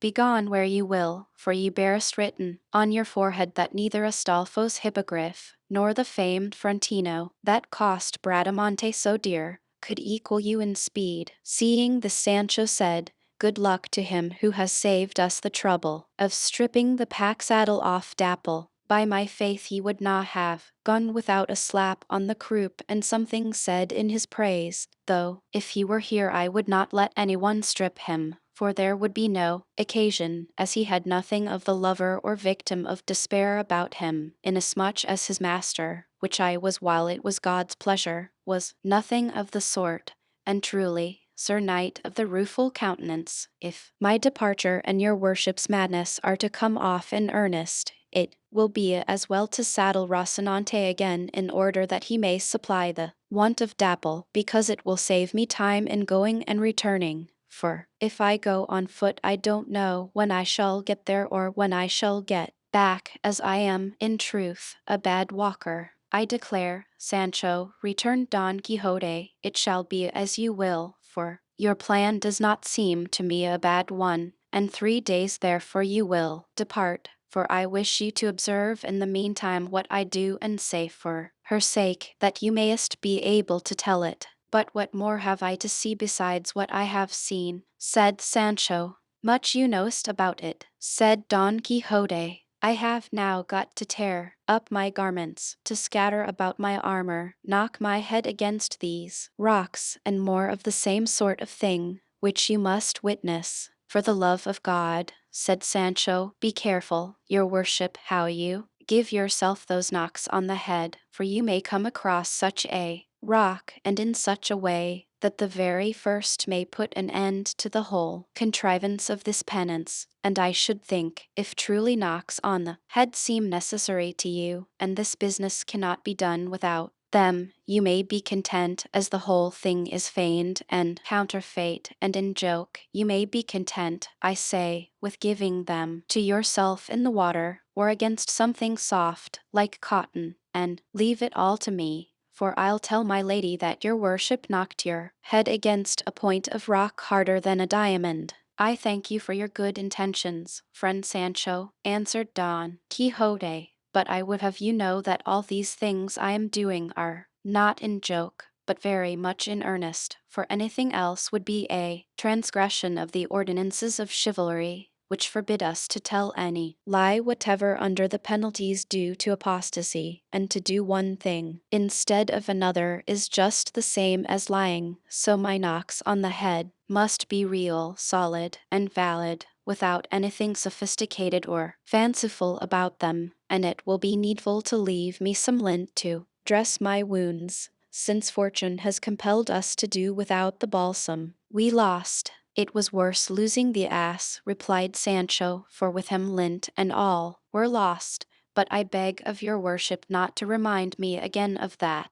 accursed liquor, for my soul, not to say my stomach, turns at hearing the very name of it, and I beg of you, too, to reckon as past the 3 days you allowed me for seeing the mad things you do, for I take them as seen already and pronounced upon, and I will tell wonderful stories to my lady. So write the letter and send me off at once, for I long to return, and take your worship out of this purgatory where I am leaving you. Purgatory do you call it, Sancho? Said Don Quixote. Rather call it hell, or evening worse if there be anything worse.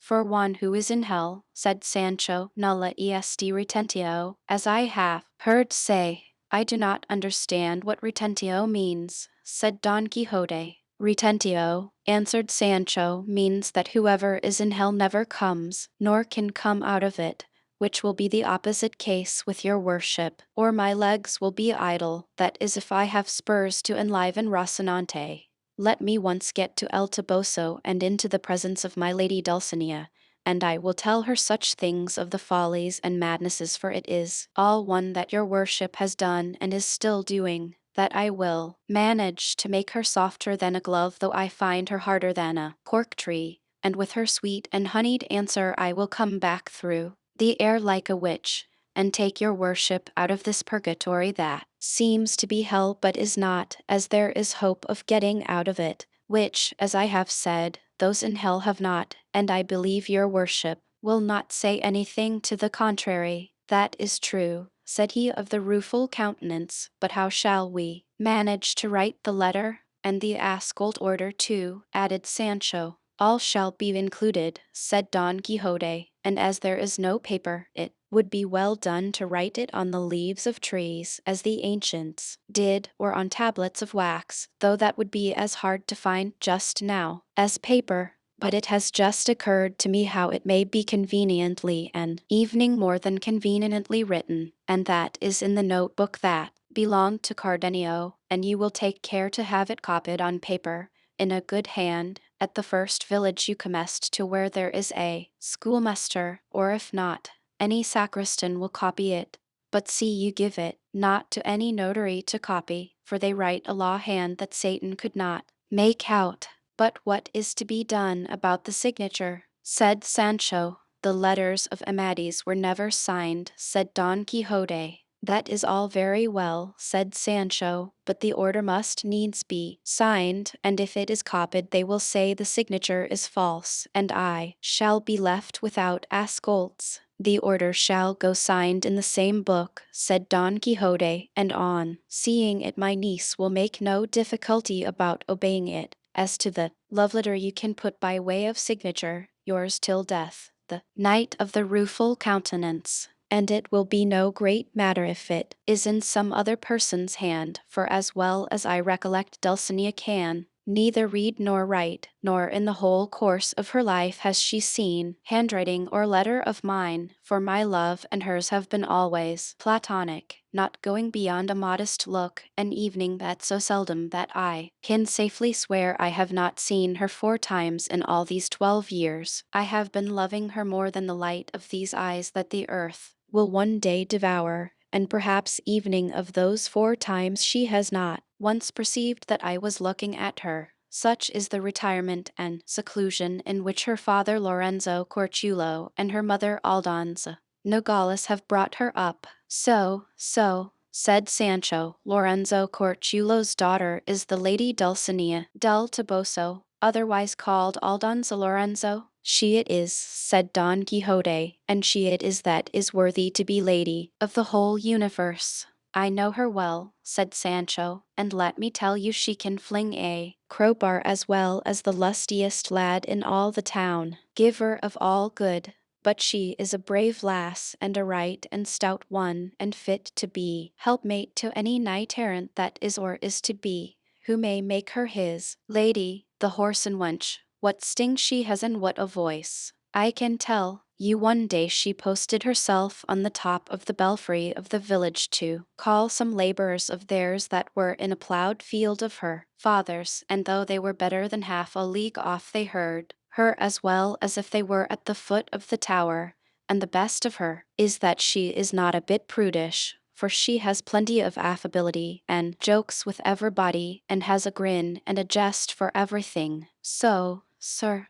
Knight of the Rueful Countenance, I say you not only may and ought to do mad freaks for her sake, but you have a good right to give way to despair, and hang yourself, and no one who knows of it but will say you did well, though the devil should take you. And I wish I were on my road already, simply to see her, for it is many a day since I saw her, and she must be altered by this time, for going about the fields always, and the sun and the air spoil women's looks greatly. But I must own the truth to your worship, Senor Don Quixote. Until now I have been under a great mistake, for I believed truly and honestly that the lady Dulcinea must be some princess your worship was in love with, or some person great enough to deserve the rich presents you have sent her, such as the Biscayan and the galley slaves, and many more no doubt, for your worship must have won many victories in the time when I was not yet your squire. But all things considered,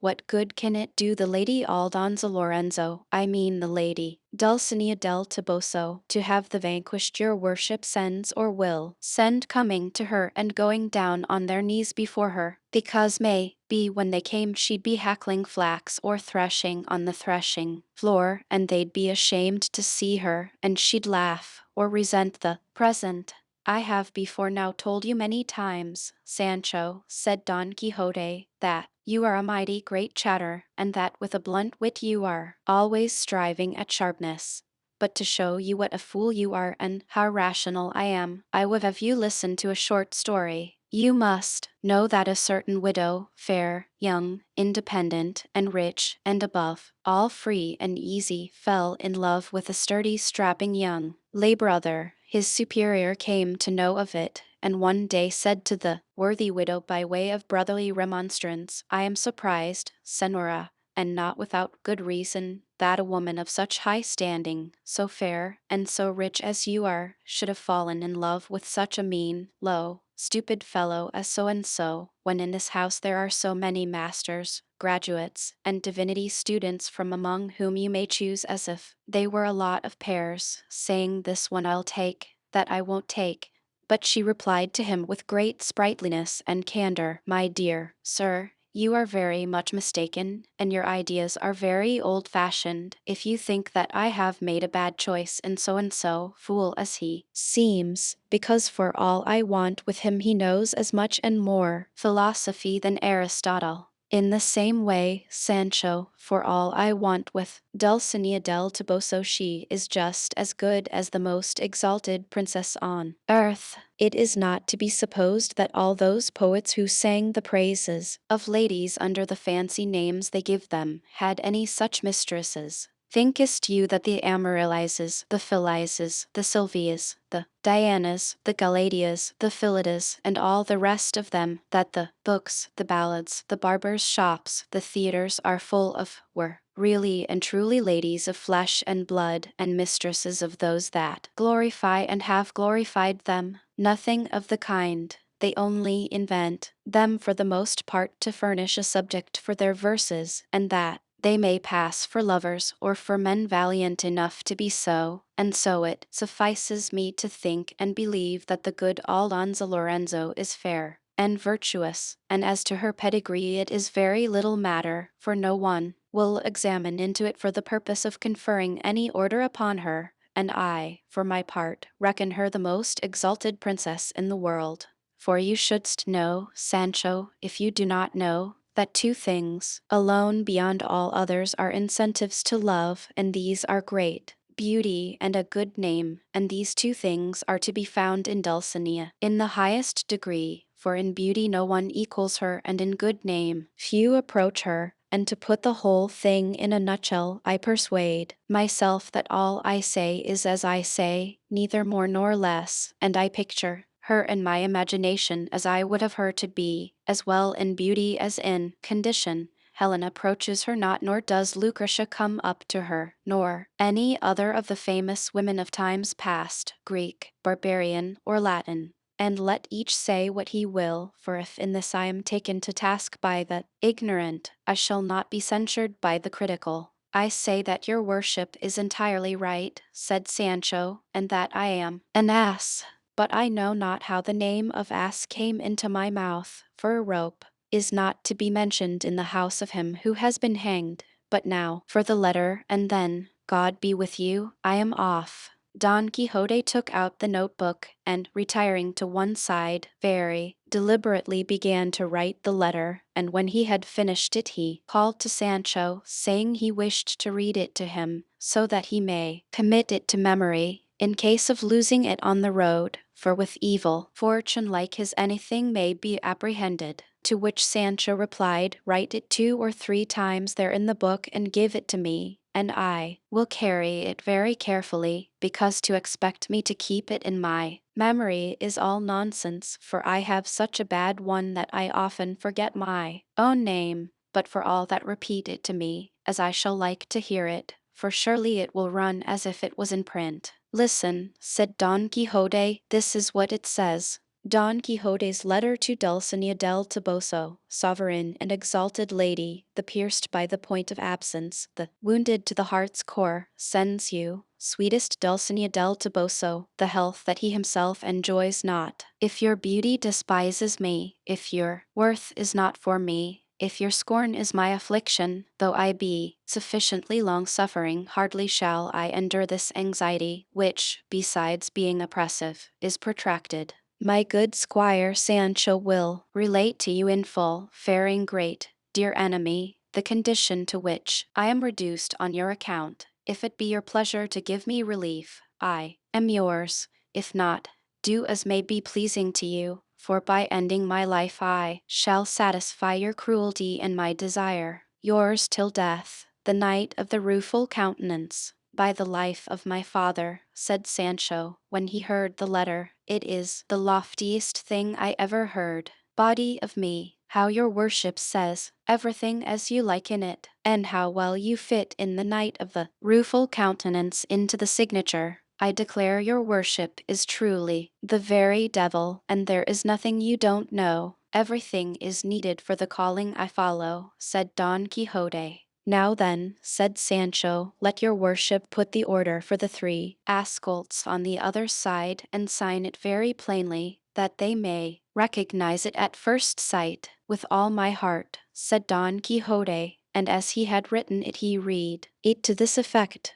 Mistress Niece, by this first of Ascolts please pay to Sancho Panza, my squire, 3 of the 5 I left at home in your charge, said 3 Ascolts to be paid and delivered for the same number received here in hand, which upon this and upon his receipt shall be duly paid. Done in the heart of the Sierra Morna, the 27th of August of this present year. That will do, said Sancho, now let your worship sign it. There is no need to sign it, said Don Quixote, but merely to put my flourish, which is the same as a signature, and enough for 3 asses, or evening 300. I can trust your worship, returned Sancho. Let me go and saddle Rocinante, and be ready to give me your blessing, for I mean to go at once without seeing the fooleries your worship is going to do. I'll say I saw you do so many that she will not want any more. At any rate, Sancho, said Don Quixote, I should like, and there is reason for it, I should like you, I say, to see me stripped to the skin, and performing a dozen or 2 of insanities, which I can get done in less than half an hour, for having seen them with yours own eyes, you can then safely swear to the rest that you wouldst add,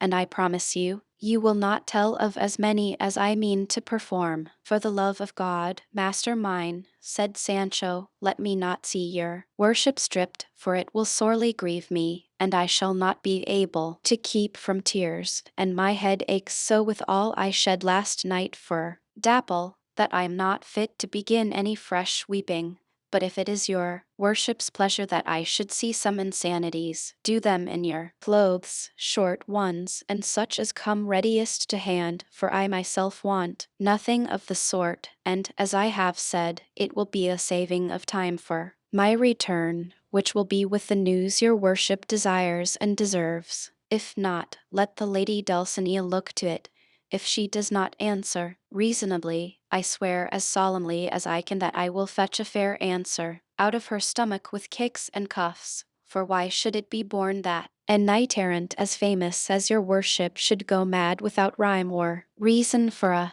Her ladyship had best not drive me to say it, for by God, I will speak out and let off everything cheap, evening if it doesn't sell. I am pretty good at that. She little knows me, faith. If she knew me she'd be in awe of me. In faith, Sancho, said Don Quixote, to all appearance you are no sounder in your wits than I. I am not so mad, answered Sancho, but I am more peppery. But apart from all this, what has your worship to eat until I come back? Will you sally out on the road like Cardenio to force it from the shepherds? Let not that anxiety trouble you, replied Don Quixote, for evening if I had it I should not eat anything but the herbs and the fruits which this meadow and these trees may yield me. The beauty of this business of mine lies in not eating, and in performing other mortifications. Do you know what I am afraid of? Said Sancho upon this, that I shall not be able to find my way back to the spot where I am leaving you.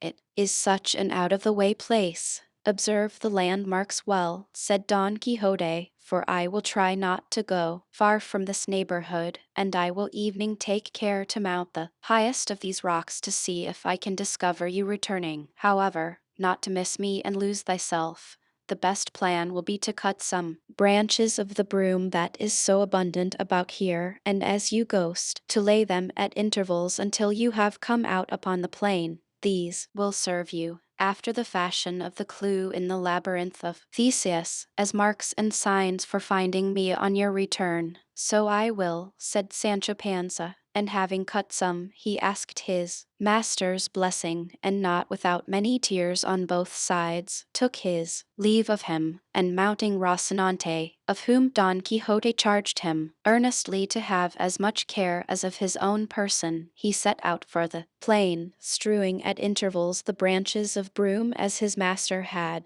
recommended him, and so he went his way, though Don Quixote still entreated him to see him do were it only a couple of mad acts. He had not gone 100 paces, however, when he returned and said, I must say, sinner, your worship said quite right, that in order to be able to swear without a weight on my conscience that I had seen you do mad things, it would be well for me to see if it were only one, though in your worship's remaining here I have seen a very great one. Did I not tell you so? Said Don Quixote.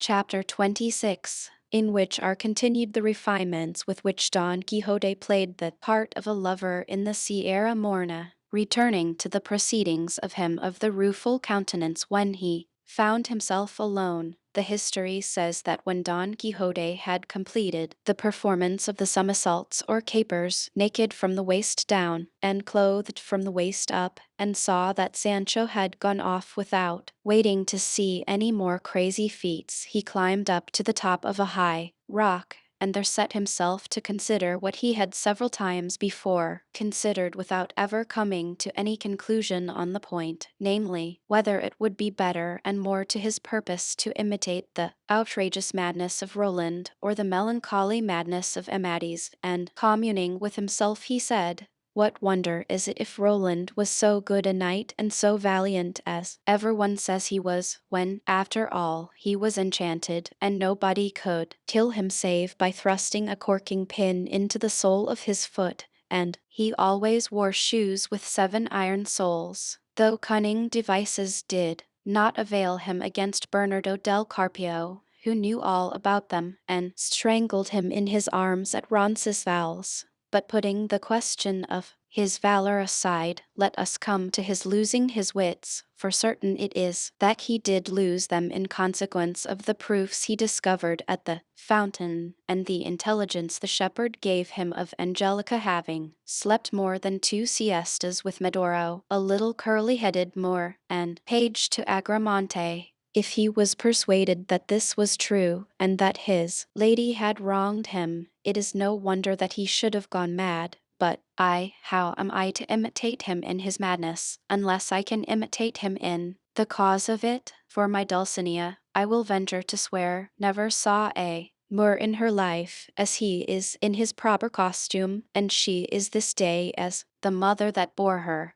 and I should plainly be doing her a wrong if, fancying anything else, I were to go mad with the same kind of madness as Roland the Furious. On the other hand, I see that Amadis of Gaul, without losing his senses and without doing anything mad, acquired as a lover as much fame as the most famous, for, according to his history, on finding himself rejected by his lady Oriana, who had ordered him not to appear in her presence until it should be her pleasure, all he did was to retire to the Pena Pauper in company with a hermit, and there he took his fill of weeping until heaven sent him relief in the amid of his great grief and need. And if this be true, as it is, why should I now take the trouble to strip stark naked, or do mischief to these trees which have done me no harm? Or why am I to disturb the clear waters of these brooks which will give me to drink whenever I have a mind? Long live the memory of Amadis, and let him be imitated so far as is possible by Don Quixote of La Mancha, of whom it will be said, as was said of the other, that if he did not achieve great things, he died in attempting them, and if I am not repulsed or rejected by my Dulcinea, it is enough for me, as I have said, to be absent from her. And so, now to business, come to my memory ye deeds of Amadis, and show me how I am to begin to imitate you. I know already that what he chiefly did was to pray and commend himself to God. But what am I to do for a rosary, for I have not got one? And then it occurred to him how he may make one, and that was by tearing a great strip off the tail of his shirt which hung down, and making 11 knots on it, one bigger than the rest, and this served him for a rosary all the time he was there, during which he repeated countless Ave Marias. But what distressed him greatly was not having another hermit there to confess him and receive consolation from, and so he solaced himself with pacing up and down the little meadow, and writing, and carving on the bark of the trees and on the fine sand a multitude of verses all in harmony with his sadness, and some in praise of Dulcinea. But when he was found there afterwards, the only ones completely legible that could be discovered were those that follow here. Ye on the mountain side that grow, ye green things all, trees, shrubs, and bushes, are ye hoary of the woe that this poor aching bosom crushes? If it disturb you, and I owe some reparation, it may be a defense for me to let you know Don Quixote's tears are on the flow, and all for distant Dulcinea del Toboso. The lealest lover time can show, doomed for a lady love to languish, among these solitudes does go, a prey to every kind of anguish. Why love should like a spiteful foe thus use him, he has no idea, but hogsheads full, this does he know, Don Quixote's tears are on the flow, and all for distant Dulcinea del Toboso. Adventure seeking does he go, up rugged heights, down rocky valleys, but hill or dale, or high or low, mishap attends all his sallies. Love still pursues him to and fro, and plies his cruel scourge. Ah me, relentless fate, an endless woe. Don Quixote's tears are on the flow, and all for distant Dulcinea del Toboso. The addition of del Toboso to Dulcinea's name gave rise to no little laughter among those who found the above lines, for they suspected Don Quixote must have fancied that unless he added del Toboso when he introduced the name of Dulcinea the verse would be unintelligible, which was truly the fact, as he himself afterwards admitted. He wrote many more, but, as has been said, these 3 verses were all that could be plainly and perfectly deciphered. In this way, and in sighing and calling on the fawns and satyrs of the woods and the nymphs of the streams, and echo moist and mournful to answer, console, and hear him, as well as in looking for herbs to sustain him, he passed his time until Sancho's return. And had that been delayed 3 weeks, as it was 3 days, the knight of the rueful countenance would have worn such an altered countenance that the mother that bore him would not have known him, and here it will be well to leave him, wrapped up in sighs and verses, to relate how Sancho Panza fared on his mission. As for him, Coming out upon the high road, he made for El Toboso, and the next day reached the inn where the mishap of the blanket had befallen him. As soon as he recognized it, he felt as if he were once more living through the air, and he could not bring himself to enter it, though it was an hour when he may well have done so, for it was dinner time, and he longed to taste something hot, as it had been all cold fare with him for many days past. This craving drove him to draw near to the inn, still undecided whether to go in or not, and as he was hesitating there came out two persons who at once recognized him, and said one to the other, "Senor licentiate, is not he on the horse there Sancho Panza who, our adventure's housekeeper told us, went off with her master as esquire?" "So it is," said the licentiate, "and that is our friend Don Quixote's horse." And if they knew him so well, it was because they were the curate and the barber of his own village, the same who had carried out the scrutiny and sentence upon the books. And as soon as they recognized Sancho Panza and Rocinante, being anxious to hear of Don Quixote, they approached, and calling him by his name, the curate said, "Friend Sancho Panza, where is your master?" Sancho recognized them at once, and determined to keep secret the place and circumstances where and under which he had left his master, so he replied that his master was engaged in a certain quarter on a certain matter of great importance to him, which he could not disclose for the eyes in his head. "No, no," said the barber, "if you don't tell us where he is, Sancho Panza, we will suspect, as we suspect already, that you have murdered and robbed him, for here you are mounted on his horse. In fact, you must produce the master of the hack, or else take the consequences." "There is no need of threats with me," said Sancho, "for I am not a man to rob or murder anybody. Let his own fate, or God who made him, kill each one. My master is engaged very much to his taste doing penance in the amid of these mountains." And then, offhand and without stopping, he told them how he had left him, what adventures had befallen him, and how he was carrying a letter to the Lady Dulcinea del Toboso, the daughter of Lorenzo Corchuelo, with whom he was over head and ears in love. They were both amazed at what Sancho Panza told them, for, though they were aware of Don Quixote's madness and the nature of it, each time they heard of it, they were filled with fresh wonder. They then asked Sancho Panza to show them the letter he was carrying to the Lady Dulcinea del Toboso. He said it was written in a notebook, and that his master's directions were that he should have it copied on paper at the first village he came to. On this the curate said, if he showed it to him, he himself would make a fair copy of it. Sancho put his hand into his bosom in search of the notebook, but could not find it, nor, if he had been searching until now, could he have found it, for Don Quixote had kept it, and had never given it to him, nor had he himself thought of asking for it.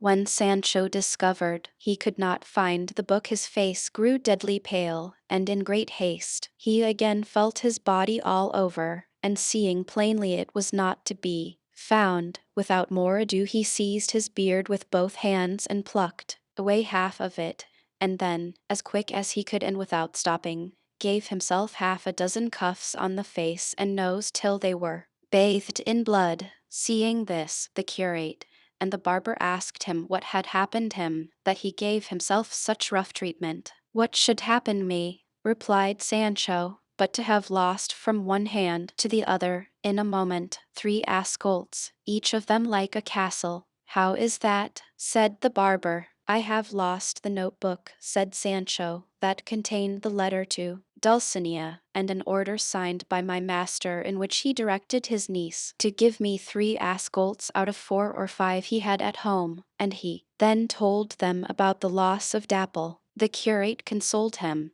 telling him that when his master was found he would get him to renew the order and make a fresh draft on paper, as was usual and customary, for those made in notebooks were never accepted or honored. Sancho comforted himself with this, and said if that were so, the loss of Dulcinea's letter did not trouble him much, for he had it almost by heart, and it could be taken down from him wherever and whenever they Liked. Repeat it then, Sancho, said the barber, and we will write it down. Afterwards, Sancho Panza stopped to scratch his head to bring back the letter to his memory, and balanced himself now on one foot, now the other, one moment staring at the ground, the next at the sky, and after having half gnawed off the end of a finger and kept them in suspense waiting for him to begin, he said, after a long pause, by God, Senor Licentiate, devil a thing can I recollect of the letter,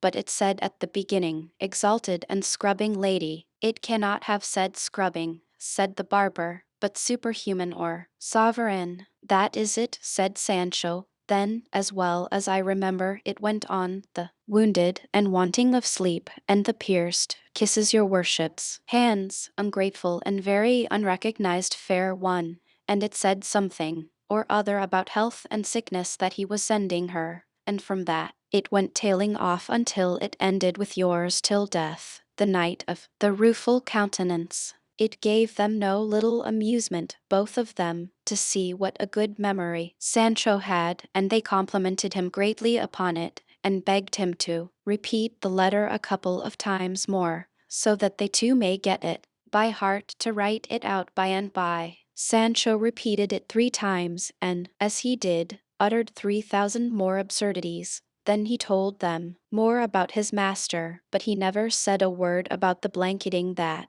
had befallen himself in that inn, into which he refused to enter. He told them, moreover, how his lord, if he brought him a favorable answer from the lady Dulcinea del Toboso, was to put himself in the way of endeavoring to become an emperor, or at least a monarch, for it had been so settled between them, and with his personal worth and the may of his arm it was an easy matter to come to be one, and how on becoming one his lord was to make a marriage for him, for he would be a widower by that time, as a matter of course, and was to give him as a wife one of the damsels of the empress, the heiress of some rich and grand state on the mainland, having nothing to do with islands of any sort, for he did not care for them now. All this Sancho delivered with so much composure, wiping his nose from time to time, and with so little common sense, that his 2 hearers were again filled with wonder at the force of Don Quixote's madness that could run away with this poor man's reason. They did not care to take the trouble of disabusing him of his error, as they considered that since it did not in any way hurt his conscience it would be better to leave him in it, and they would have all the more amusement in listening to his simplicities,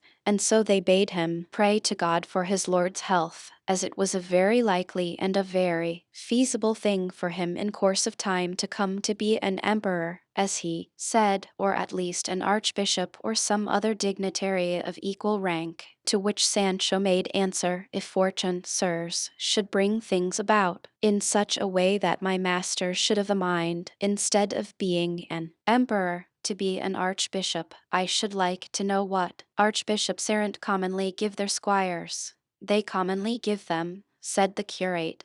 some simple benefice or cure, or some place as sacristan which brings them a good fixed income, not counting the altar fees, which may be reckoned at as much more. But for that, said Sancho, the squire must be unmarried, and must know, at any rate, how to help at mass, and if that be so, woe is me, for I am married already, and I don't know the first letter of the ABC. What will become of me if my master takes a fancy to be an archbishop, and not an emperor, as is usual and customary with knights errant? Be not uneasy, friend Sancho, said the barber, for we will entreat your master, and advise him, evening urging it upon him as a case of conscience, to become an emperor and not an archbishop, because it will be easier for him as he is more valiant than lettered. So I have thought, said Sancho, though I can tell you he is fit for anything. What I mean to do for my part is to pray to our Lord to place him where it may be best for him, and where he may be able to bestow most favors upon me. You speak like a man of sense, said the curate, and you will be acting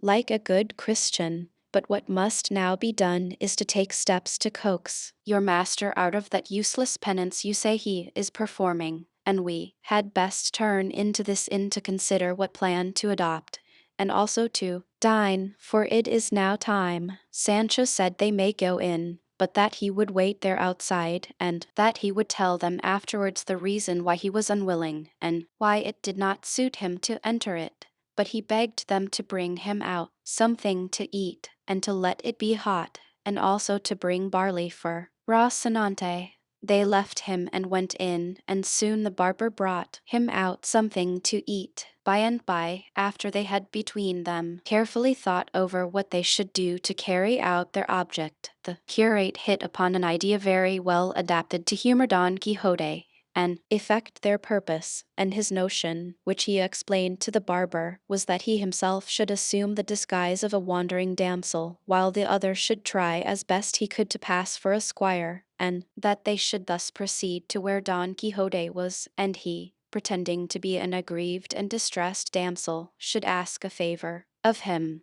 which as a valiant knight-errant he could not refuse to grant, and the favor he meant to ask him was that he should accompany her, where she would conduct him, in order to redress a wrong which a wicked knight had done her, while at the same time she should entreat him not to require her to remove her mask, nor ask her any question touching her circumstances until he had righted her with the wicked knight.